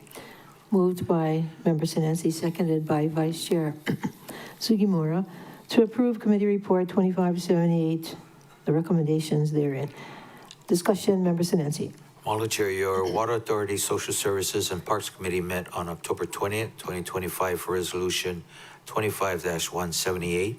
The Waiale Park large lot subdivision is approximately 21.041 acres and located within the Waikapu Country Town District.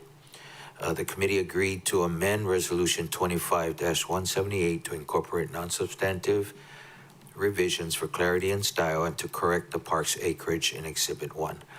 Your committee acknowledged the importance of adding green space, which promotes health, fosters social connections, and enhances environmental qualities. Your committee voted 6-0 to recommend adoption of Resolution 25-178 CD1, which was approved as to form and legality by the Department of Corporation Counsel, and I ask for the members' full support. Any more discussion? If not, all those in favor of the motion, please raise your hand and say aye. Aye. Aye. 8 ayes, 0 noes, motion carries. Ms. Clerk.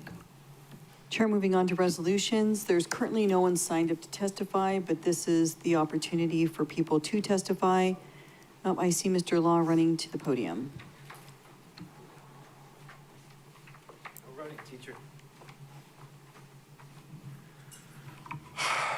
Resolution 25-205.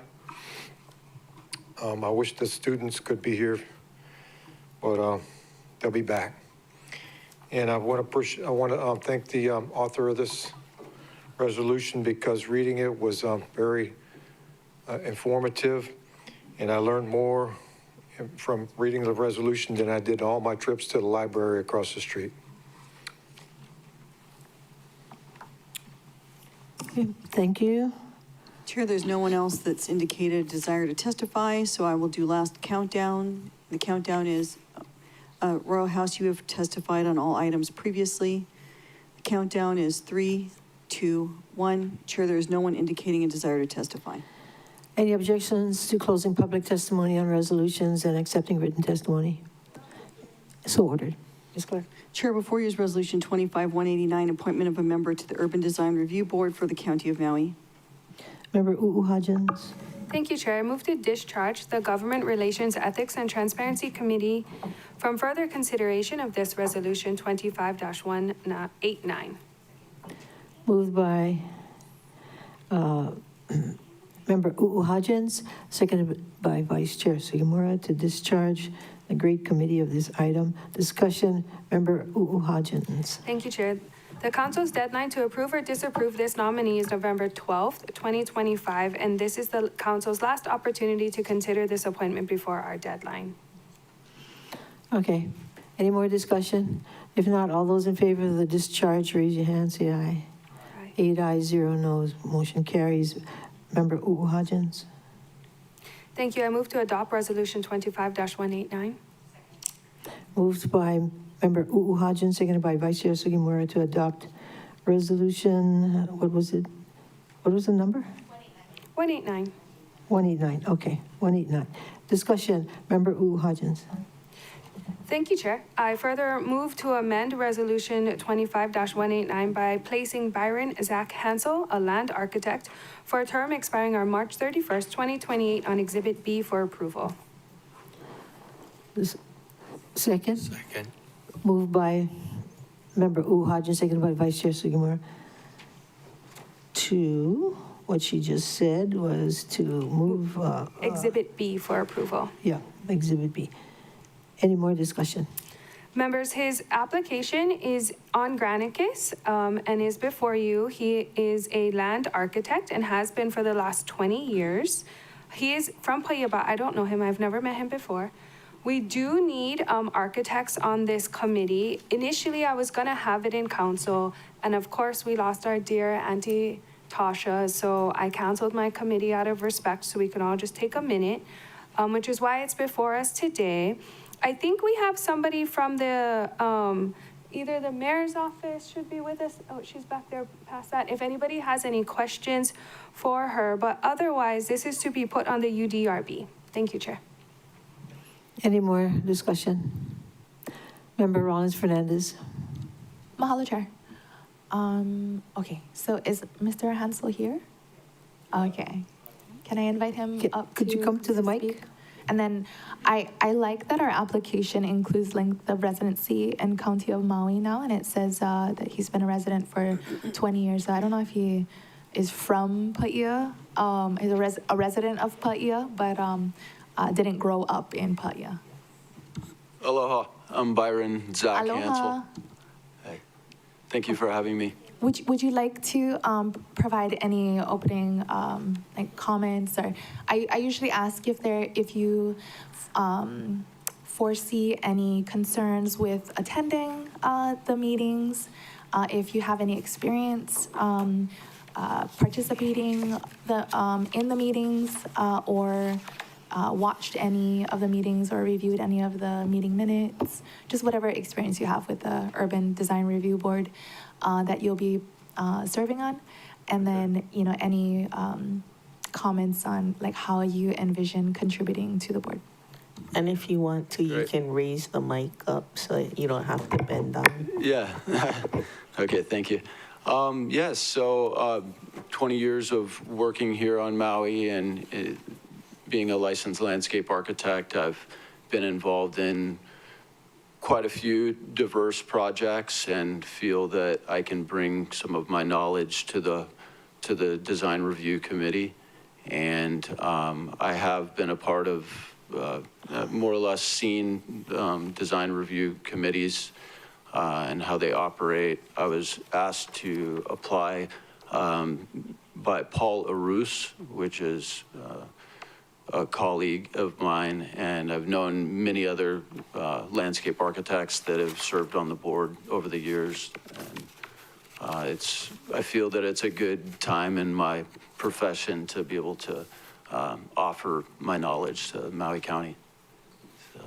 Thank you so much for your willingness to serve on the Urban Design Review Board. I'm sure it's not easy finding someone with your background and qualifications to sit on this board.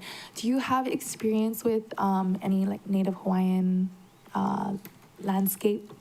Yeah, definitely. Yeah, I'd like to incorporate Native Hawaiian plants, adaptive plants, wherever possible. I think there's a lot of opportunity for smart use of water. And I could just go on and on really about how I feel like I could contribute. I don't know how much time you want me to elaborate on. Okay, yeah, I figured. Yeah, I'm just happy to be able to offer some of my knowledge. Any other questions, Mr. Johnson? Thank you so much, Mr. Hansel. Mahalo, Chair. Yeah. Thank you, Chair. Thank you for joining us today and putting your name forward. I know you're a landscape architect, so one of my passions is urban forestry, street trees. Great. Can you tell us a little bit your opinion about the importance of having trees in our urban areas? Yeah, thanks for asking. Actually, I did apply to, as part of there was responded to a RFP for the urban forest project.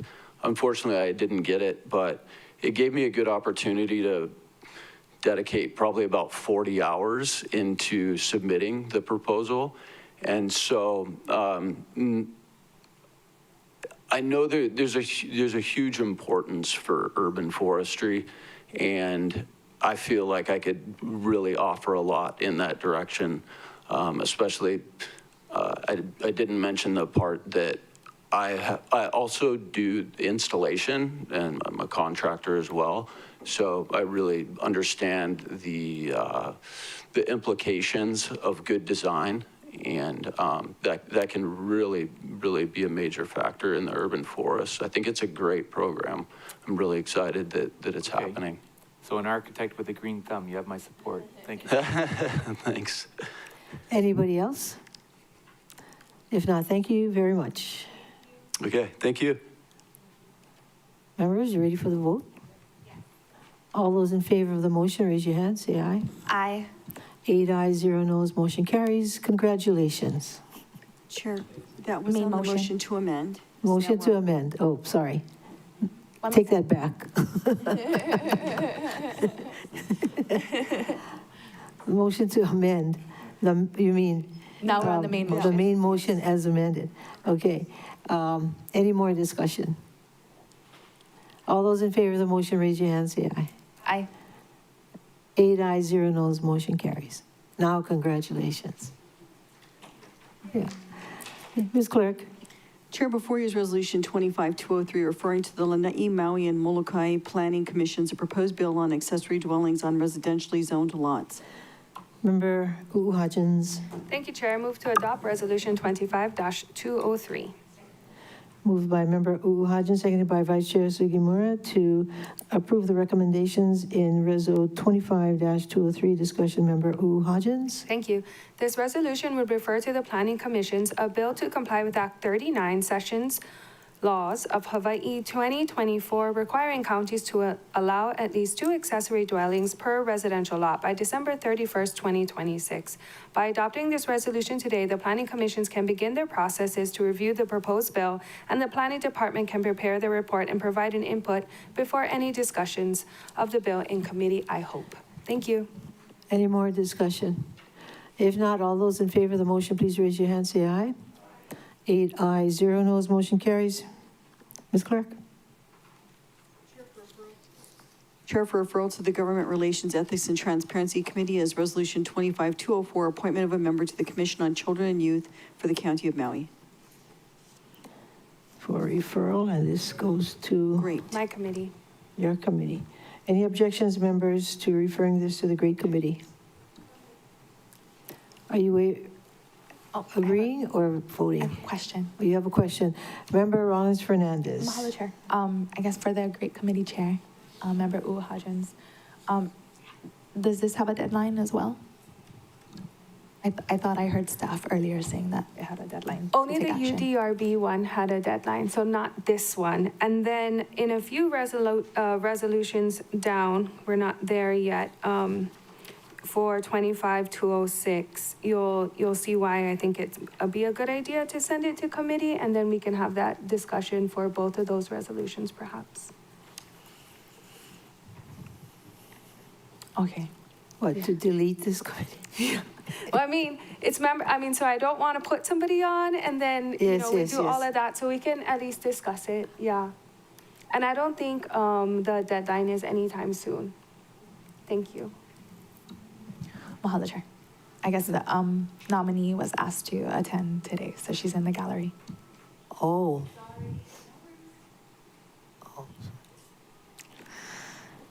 Any more discussion? All those in favor of the motion to refer this to the great committee, raise your hand, say aye. Aye. 8 ayes, 0 noes, motion carries. Ms. Clark? Chair, before you is Resolution 25205, expressing solidarity and support for Kamehameha Schools as it defends the legacy of Ke Ali'i Bernice Pauahi Bishop. Member Rollins Fernandez. Mahalo, Chair. I move to adopt Resolution 25-205. Second. Moved by Member Rollins Fernandez, seconded by Member Hodgins. To adopt Resolution 25205. Discussion, Member Rollins Fernandez. Mahalo, Chair. May I read the resolution in its entirety into the record? Of course. Okay, great. Okay, and then after I read it, I will give others an opportunity to speak if they'd like, and then provide my final comments after I have a moment to catch my breath. Okay. Resolution 25-205, expressing solidarity and support for Kamehameha Schools as it defends the legacy of Ke Ali'i Bernice Pauahi Bishop. Whereas Kamehameha Schools was founded under the will of Princess Bernice Pauahi Bishop in 1883, dedicating her private estate to uplift Native Hawaiians through education and naming the school in honor of her great-grandfather, Kamehameha I, a decade before the illegal overthrow of the Hawaiian Kingdom and 15 years before the U.S. occupation. And whereas Ke Ali'i Bernice Pauahi Paki was born on December 19, 1831, the hiapo of Abner Paki and Laura Konia in their family home known as Aikupika in Honolulu. Her father was a high chief from Molokai who served in the House of Nobles and as an assistant judge of the Supreme Court. And her mother was an ali'i who served in the House of Nobles, and under the Hawaiian traditions of Hanai, Ke Ali'i Pauahi was raised by Kina'u, eldest daughter of Kamehameha I, and her husband, Mataio Keku Anaua, governor of Oahu, as their own. And whereas Keali'i Pauahi inherited lands passed down from generations of royal lineages, including Aina once belonging to Ruth Ke'elikolani, Lot Kapuaiva, Matayo Kekuana'aua, Victoria Kamamalu, Moses Kekuaiva, William Pitt Leleohoku, William Lunalilo, Abner Paki, Laura Konia, Akahi, and Mahune. And whereas since its establishment in 1887, Kamehameha Schools has honored the vision of Keali'i Pauahi for nearly 140 years by providing educational opportunities rooted in Native Hawaiian language, culture, and values, thereby strengthening Hawaii's social, spiritual, and cultural foundations. And whereas Kamehameha Schools' presence on Maui includes the Kamehameha Schools Maui campus, established in 1996 in Pukalani, which serves approximately 1,100 K through 12 students and includes preschools in A'apueo, Hana, Paukukalo, and Kalama'ula and Molokai that serve children across Maui County.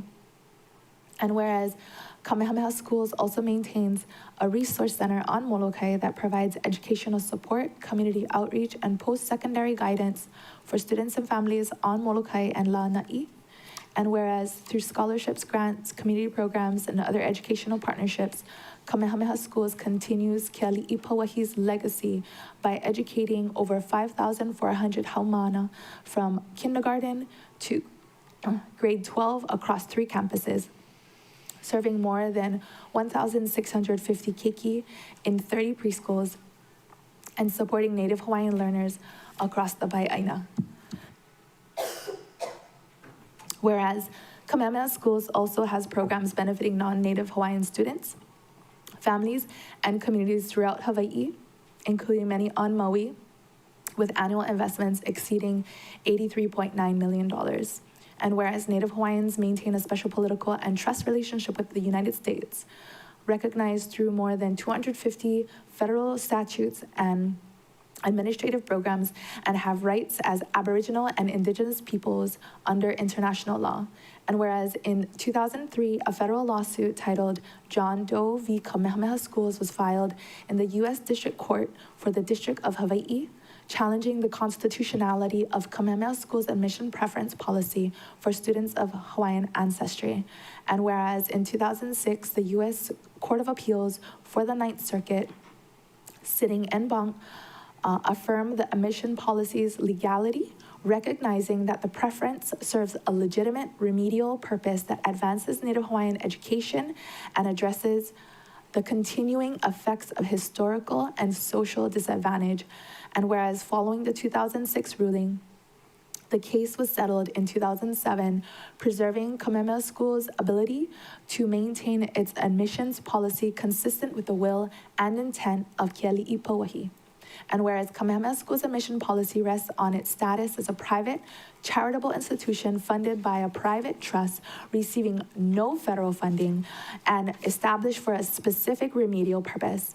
And whereas on October 20, 2025, Students for Fair Admissions filed a lawsuit challenging Kamehameha Schools' admissions policy, which prioritizes Native Hawaiians applicants in accordance with Keali'i Pauahi's will and charitable intent. And whereas Kamehameha Schools has pledged to vigorously defend its admissions policy, affirming that the facts and law are on its side, and that preserving the policy is essential to upholding the integrity of Keali'i Pauahi's kau'oha, testament and testamentary instructions. And whereas through its Eulukoa, Standing Strong for Keali'i Pauahi and Hawaii campaign, and its Ola Pauahi, Ola Hawaii movement, Kamehameha Schools has called upon the Lahui to unite in kapu aloha, standing firm in faith and in defense of justice and equity for Native Hawaiians.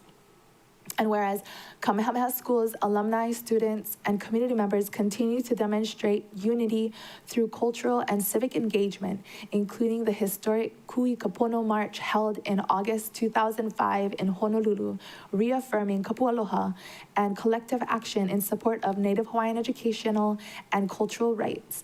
And whereas the County of Maui recognizes Kamehameha School's longstanding contributions to education, community partnerships, and cultural preservation across the island, including on Maui, where its programs continue to uplift students, families, and communities, and whereas the council finds it necessary and proper to express its collective support for Kamehameha schools and to affirm the importance of protecting educational institutions that uphold the language, heritage, and values of Hawaii's first people. Now, therefore, be it resolved by the Council of the County of Maui.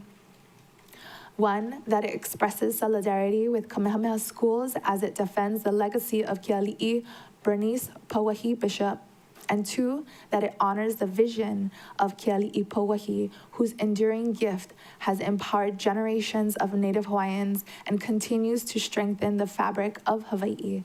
And 3, that it affirms the county's commitment to educational equity, cultural preservation, and self-determination for the Native Hawaiian people. And 4, that certified copies of this resolution be transmitted to Crystal Rose, Chair of the Board of Trustees, Kamehameha Schools, Livingston Jack Wong, Chief Executive Officer, Kamehameha Schools, Dr. Wai Ale Ale Arroyo, Vice President of Hi'ialo, Kamehameha Schools, Dr. Scott Parker, Po'okula, Kamehameha Schools Maui, the Honorable Josh Green, MD, Governor, State of Hawaii, Ann E. Lopez, Attorney General, State of Hawaii, members of the Hawaii State Legislature, Kaiali'i Kahele, Chair, Office of Hawaiian Affairs, Kali Watson, Chair, Hawaiian Homes Commission, Don N.S. Chang, Chair, Board of Land and Natural Resources, State of Hawaii, Keith T. Hayashi, Superintendent, Department of Education, State of Hawaii, the Honorable Kimo Alameda, Mayor, County of Hawaii, Rick Blangiardi, Mayor, City and County of Honolulu, Derek S.K. Kawakami, Mayor, County of Kauai, and Richard T. Bisson, Jr., Mayor, County of Maui. Mahalo, Chair.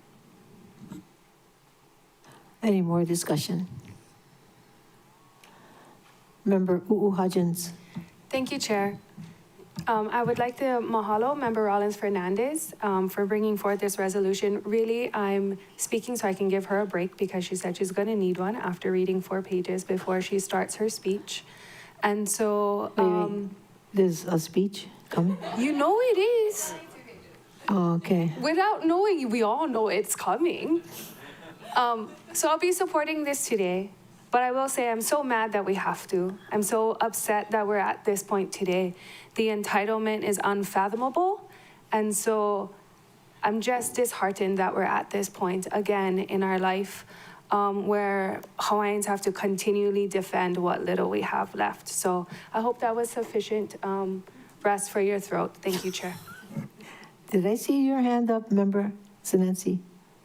Mahalo, Chair. I too speak in strong support of this resolution. Mahalo, Member Rollins Fernandez, for bringing it forth. I think a challenge to the Princess Bernice Pauahi Bishop Estate is a challenge to our entire community. Kamehameha School supports goes well beyond their campuses and their borders and into our individual communities, especially our rural communities, as mentioned in the resolution. As a teacher, I've always benefited from all the summer programs that they would come and I invite all of the kids to continue their education throughout the summer. And I do see they also help with scholarship programs that provide financial aid opportunities for all students. And then I do see that the Princess Trust has also helped with establishing Ho'ola Maui, the fund that supports those impacted by the Maui wildfires, including aid for the children for their educational expenses. So, Ku'e, mahalo. Any more discussion? Vice Chair Sugimura. Thank you. I wish the students were here to hear this resolution read, but it's now read into the record, and I'm grateful.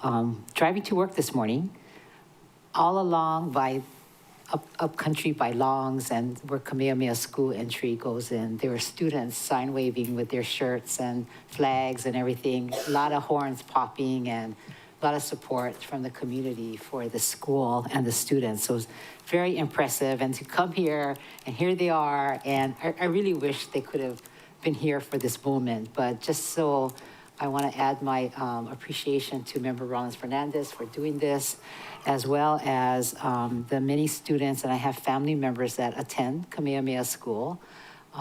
It's quite a campus in terms of what they have given to my sister's grandchildren, and I see them grow and what they are doing, and it really is that Kamehameha Schools has really planted that seed. Thank you very much. Member Johnson. Thank you, Chair. I also want to thank Councilmember Rollins Fernandez for introducing this resolution.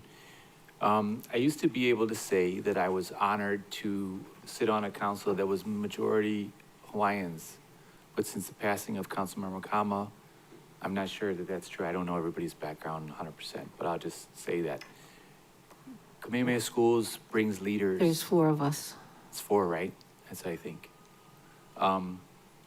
Kamehameha Schools brings leaders, and the future leaders that will be running this show hopefully come from Kamehameha Schools. Thank you, Chair. Any more discussion? And of course, I'm very grateful. Well, oops, was I too soon to say that? No, I didn't want to have the last word. I forgot the part about you're going to do a speech. Okay. Member Rollins Fernandez, okay?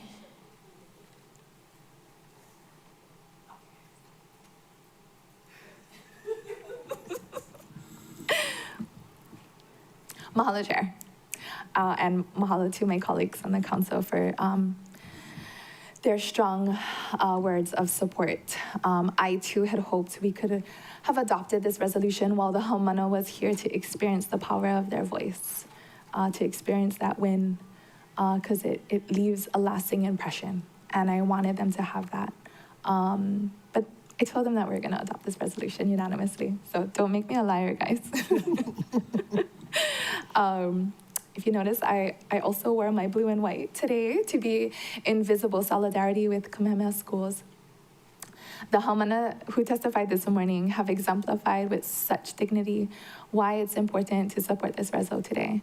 I then learned that it was the Haumana's idea to come here to testify today, and it wasn't the Kumu who asked if anyone was interested. It was driven by the Haumana. I had the privilege to work on Resolution 25-205 with an OEV leader and graduate of Kamehameha Schools Maui, our OCS analyst, Keone Hurdle, who shared with me his recollection of being in school at the time of the first lawsuit in 2003. That it created such concern over losing one of the few gifts left to our lahui from our ali'i. It compelled many of the students during that time to pursue higher education in law and politics. Like today, it tested the strength and fortitude of our lahui and allies. The challenge promoted critical thinking, cultivated stronger cultural identity, and shared values. It provided then, as it does now, an opportunity to train and develop familiarity with this government structure that can often feel as foreign as it is.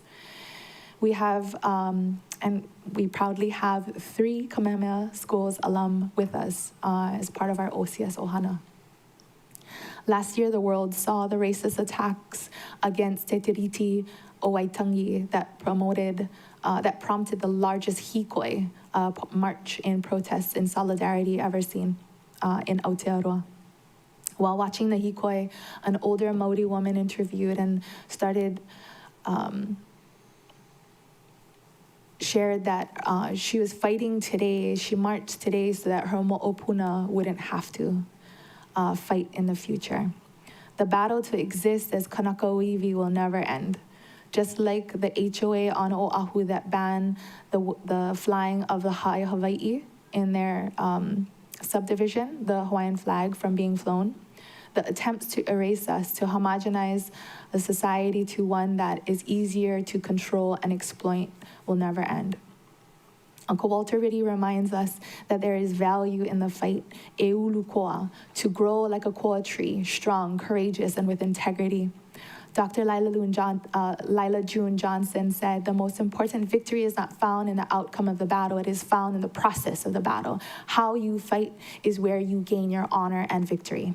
OEV leaders such as the Haumana that testified today continue to encourage kapu aloha. We treat people with aloha not because of who they are, but because of who we are. As we watch the Trump administration defund the federal Department of Education budget and programs, the National Hawaiian Education funding and programs, it reinforces the importance of fighting for any and all of these opportunities that Keali'ipa Wahi have provided us. I recall Kumu Nopua Greg sharing with me a time when, while teaching, that she asked her Haumana if they could imagine Governor Ige giving everything he owned to the Hawaiian people, or to the people of Hawaii. And the Haumana laughed, even though it wasn't meant as a joke. The point was she was trying to illustrate was that our ali'i loved our people so much, they gave our lahui their everything. We honor Keali'ipa Wahi for the legacy of Kuleana, exhibiting he opu ali'i, emphasizing the idea that wealth is measured by how much we give. Like you heard earlier from Councilmember Paulton, Uncle Lawrence Kamanila modeled one of the most important things is showing up and being present. So mahalo to all of the Haumana that showed up today and making their leo heard. We are stronger together. Ola Pauahi, Ola Hawaii. Mahalo, Chair. Very beautiful. Anyone else? If not, all those in favor of the Vice Chair Sugimura? Oh, all those in favor of the motion, please raise your hand. Say aye. Aye. 8 ayes, 0 noes. It's unanimous. Motion carries. Mahalo, members, for not making me look like a liar. We wouldn't do that. Ms. Clark? Chair, before you is Resolution 25206, under Rule 9B, Rules of the Council, suspending Rule 15A for committee referral of Bill 118, 2025 on the Commission on Children and Youth. Member Paulton? I move to adopt Resolution 25-206. Okay, all right, discussion moved by Member Paulton, seconded by Member Hodgins to adopt the Resolution 25-206. Discussion. As Member Hodgins said, she does plan to schedule this, and I'm okay waiting because not like I have a whole lot of time in my committee either, because we're raring to get going on that South Maui community plan as well. Okay, this vote requires 6. Okay, because suspending Rule 15A for committee referral of Bill 118. All right, any more discussion? All those in favor, raise your hand, say aye. 8 ayes, 0 noes, motion carries. All right, Ms. Clerk. Chair, before you is Resolution 25207, approving the Waikapu Country Town Project for a State of Hawaii Dwelling Unit Revolving Fund Loan to develop and construct infrastructure improvements under subsection 201H 191.5E Hawaii Revised Statutes. Vice Chair Sugimura. Thank you, Chair. I move to adopt Resolution 25207. Moved by Vice Chair Sugimura, seconded by Member Hodgins to adopt the Resolution 25207. Discussion, Vice Chair Sugimura. Yeah, thank you. We heard Director Mitchell, as well as Jeff Ueoka, talk about this DERF revolving fund loan, which is to develop, construct infrastructure improvements as required by HRS subsection 201H-191.5 and authorizes the mayor to execute the related documents. The developer is seeking a $17 million loan for infrastructure serving the first build-out of the project, which includes 212-unit Aikanaha rental housing project, which we supported fiscal year 25 with the affordable housing loan fund loans. I ask the members' support of my motion. Any more discussion? All those in favor of the motion, raise your hand, say aye. 8 ayes, 0 noes, motion carries. Ms. Thank you, Clerk? members. Madam Chair, moving on to the ordinances. Currently, we see we have no one signed up to testify, so J.C. Law is making his way to the podium. Bill 166, I'm in favor of that. I was coming in the building this morning, I saw Mr. Stufflebean leaving, and I'm hoping that he was going up to Kula to improve the water supply up there. Thank you. Ms. Clerk? Chair, currently no one else is signed up to testify, so we'll give last call. Anyone wishing to testify on the ordinances in today's agenda? Chair, seeing none, counting down 3, 2, 1, there is no one to testify. Any objections to closing public testimony and accepting written testimony on the ordinances? So ordered, Ms. Clerk.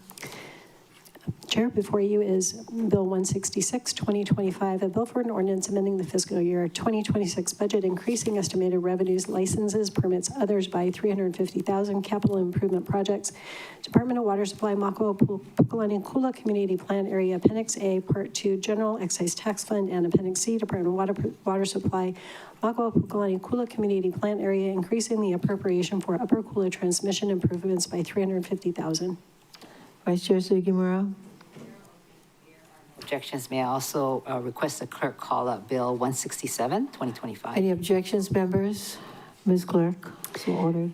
Chair, before you is Bill 167, 2025, a bill for an ordinance amending the fiscal year 2026 budget office of the Mayor Economic Development Program, deleting the appropriation for the Professional Golfers Association for the Century Tournament in the amount of $100,000 and Department of Human Concerns Program grants and disbursements for substance abuse prevention and treatment, new appropriation for Aloha House dormitory of $100,000. Vice Chair Sugimura. I move to pass Bill 166, 2025, and 167, 2025 on first reading. Moved by Vice Chair Sugimura, seconded by Member Senensi to pass Bills 166 and 67 on first reading. Discussion? Bill 166 amends fiscal year 26 budget to recognize $350,000 in estimated revenues from licenses, permits, others for the Department of Water Supply and appropriates it to the Department Upper Kula Transmission Improvement Project. This is a transfer to the department from the GET fund, so the bill also amends the appropriate conditions under the fund in Appendix A, Part 2. The low bid came in higher than expected, so the department needs additional funds to cover the project costs. Bill 166-67 amends fiscal year 26 budget to delete the $100,000 appropriation for the PGA Century Tournament and adds a new $100,000 appropriation under the Department of Human Concerns for Aloha House dormitory construction in Makawao. The Century Tournament was not held on Maui this fiscal year, so the Office of Economic Development has proposed to reallocate the funds to support the completion of the Aloha House Makawao dorm. I ask for the members' support of my motion. Thank you, Chair. More discussion. Member Paulton? Thank you, Chair. I wanted to mahalo Mr. Tadashi and Na'i for still donating to the nonprofit organizations in Maui that usually benefit from the appearance of the Century Tournament in Kapalua. We've been meeting with Kenji Yui, his representative, on alternatives. But I would like to emphasize how dire the water situation is. Many days in the last few months, we haven't been able to meet even the in-stream flow standards for the entire month of September. Pu'ukukui recorded only 6 inches and some change of rain. A place that usually gets 400 inches annually as of late September had much less than 150 inches. So we're in a very dire situation. Maui Land and Pine and the Commission on Water Resource Management both verify that all the water that goes into the ditch comes out of the ditch and then some because of leakage. So the ditch management is not an issue there. 2 diversions were completely destroyed in 2018 as a result of Hurricane Olivia, and the Commission of Water Resource Management has denied fixing or replacing those diversions. The remaining diversion in 2018, in the aftermath of Hurricane Olivia, the river split itself around the diversion, and CWRM has not granted permission to fix that either. So that's why, part of the reason why as well, that the situation in water, surface water in West Maui is very dire. And I think the use for Aloha House of the funds instead is a good substitute. Thank you. Any more discussion? If not, all those in favor of the motion, raise your hand, say aye. 8 ayes, 0 noes, motion carries. Ms. Clerk? Chair, I think it's 7 ayes. Member Cook is Oh, I excused. didn't notice he left. 7 ayes, 1 excused. Member Cook, motion carries. Thank you. Chair. Yes. If I could just, since I just wanted to add one more thing to that. Yeah, sure. You know, the Aloha House has been such a great asset to our community. And remember, we put the money in for the 12-bedroom dorm for Aloha House. So, and I know they're under construction, should be very soon. So this money is gonna help our folks stay off those bad addictions. And Aloha House has been such a great partner. I just wanted to add that in the discussion. Thank you. Thank you, Chair. Okay, so we had 7 ayes and 1 excused. Motion carries. Ms. Clerk?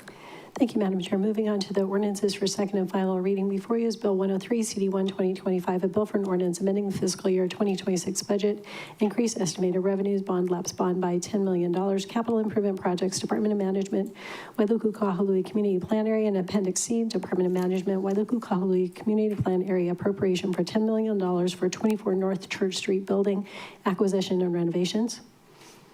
Vice Chair Sugimura? Thank you, Chair.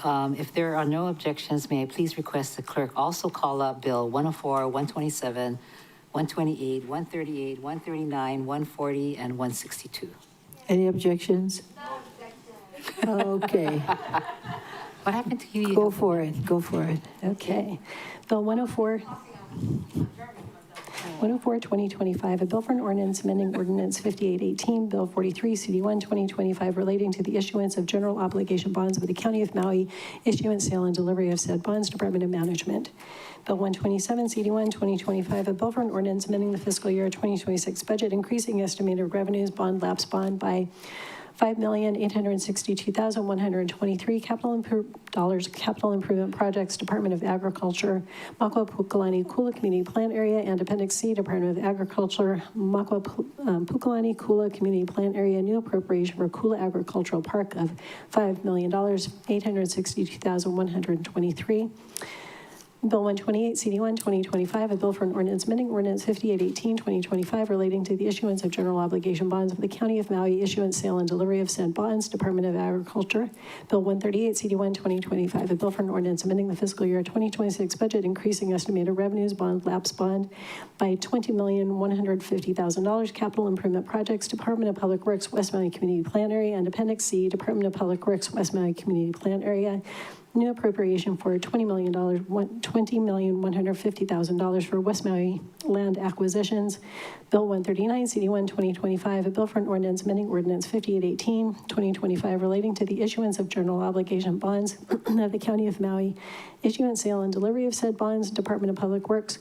Bill 140, CD1, 2025, a bill for an ordinance amending Ordinance 5819, 2025, relating to application of lapsed bond proceeds, Department of Public Works, And Bill 162, 2025, a bill for an ordinance amending the fiscal year 2026 budget appendix A, Part 2, Managed Retreat Revolving Fund, adding conditional language and appropriation for Baldwin Beach Park shoreline debris removal and disposal for $50,000. Vice Chair Seymour. Thank you, Chair.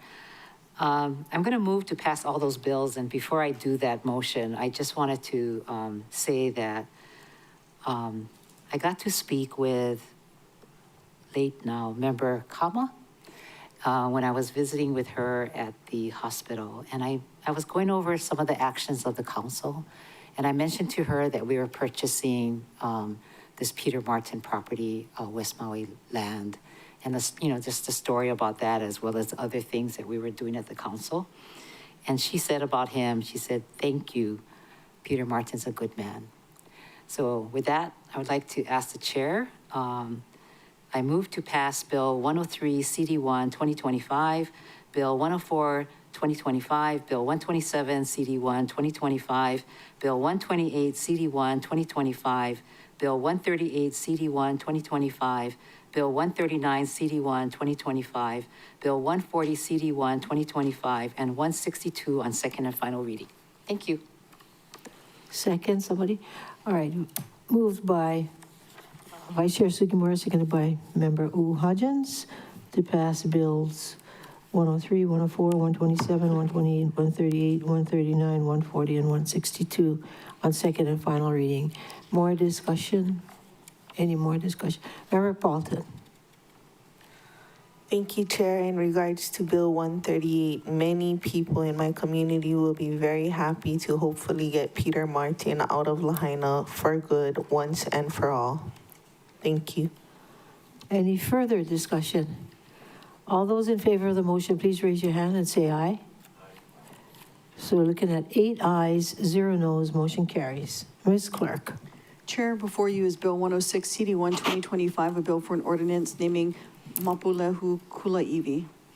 Member Rollins Fernandez. Mahalo, Chair. If there are no objections, may I please request the clerk also call up Bill 107 CD1? Any objections, members? Ms. Clerk. Chair, before you is Bill 107 CD1 2025, a bill for an ordinance naming Hamakualoa Kulaiwi. Member Rollins Fernandez. Mahalo, Chair. I move to pass Bill 106 CD1 2025 and Bill 107 CD1 2025 on second and final reading. Second. Moved by Member Rollins Fernandez, seconded by Member Sonensi to pass bills 106 and 107 on second and final reading. Discussion. Member Rollins Fernandez. Mahalo, Chair. Just appreciation to my colleagues for their continued support of this effort and the Department of OEV Resources. Mahalo, Chair. Any more discussion? If not, all those in favor of the motion, please raise your hand. Say aye. 8 ayes, 0 noes, motion carries. And then we have one final one. Yes. Chair, before you is Bill 159 2025, a bill for an ordinance amending Section 2.82.050 Maui County Code to extend the Conservation Planning Committee's deadline on the proposed green print. Member Sinensi. Mahalo, Chair. I move to pass Bill 159 2025 on second and final reading. Moved by Member Sinensi, seconded by Member Hodgins to pass Bill 159, 2025 on second and final reading. Discussion. Member Sinensi. Mahalo, members. Section 2.82.050 of the Maui County Code requires the creation of a comprehensive conservation plan known as the Green Print. This bill gives the Conservation Planning Committee additional time to adopt the proposed Green Print and submit it to the council. And I respectfully ask the members' support of my motion. Any more discussion? Member Paulton. Has the Conservation Planning Committee been able to meet? We did cancel our last one due to Pro Tem Kama's passing, but prior to that, we did meet, and this was their, we did agree to extend the green print deadline. Thank you, Chair. Any more discussion? If not, all those in favor of the motion, raise your hand, say aye. Aye.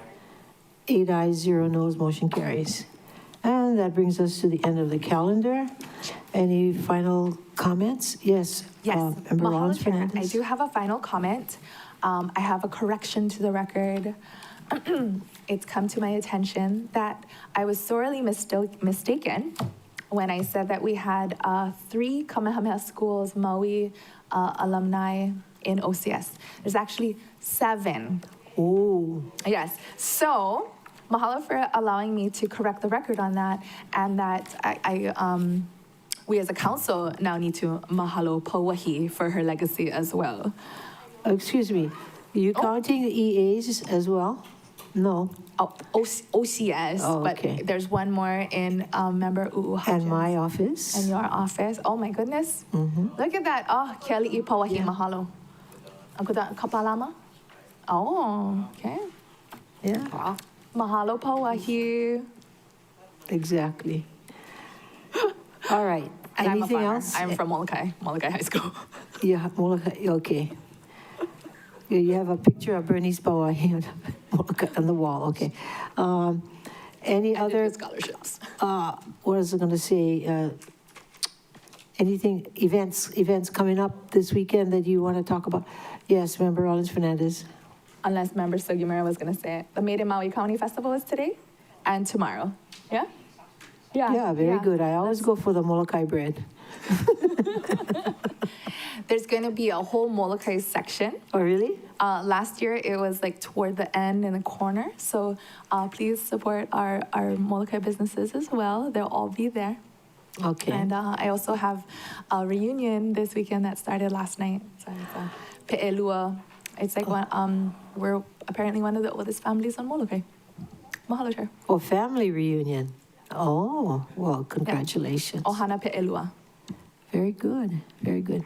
Remember, Vice Chair Sugimura? So I just heard as we're going through this meeting that Veterans Day, which is Tuesday, is happening at the Makawao Veterans Cemetery, and I did not receive any kind of communication, so I thought that it wasn't happening, but it is. 8:30, Lloyd Soretani, I don't know what his title is in terms of his military title, but he texted me saying that it's happening, just in case people were wondering. Okay. Member Johnson. Chair, there's also Arbor Day, and the Maui Community Forest Plan will be there for allowing comments, so let's talk trees. Okay. Where is it? Let me pull up my Okay, calendar. don't tell us. You used to be a tree, right? All right, you got me. Okay, anybody else? Okay, if not, this meeting is adjourned. Wow. Have a seat.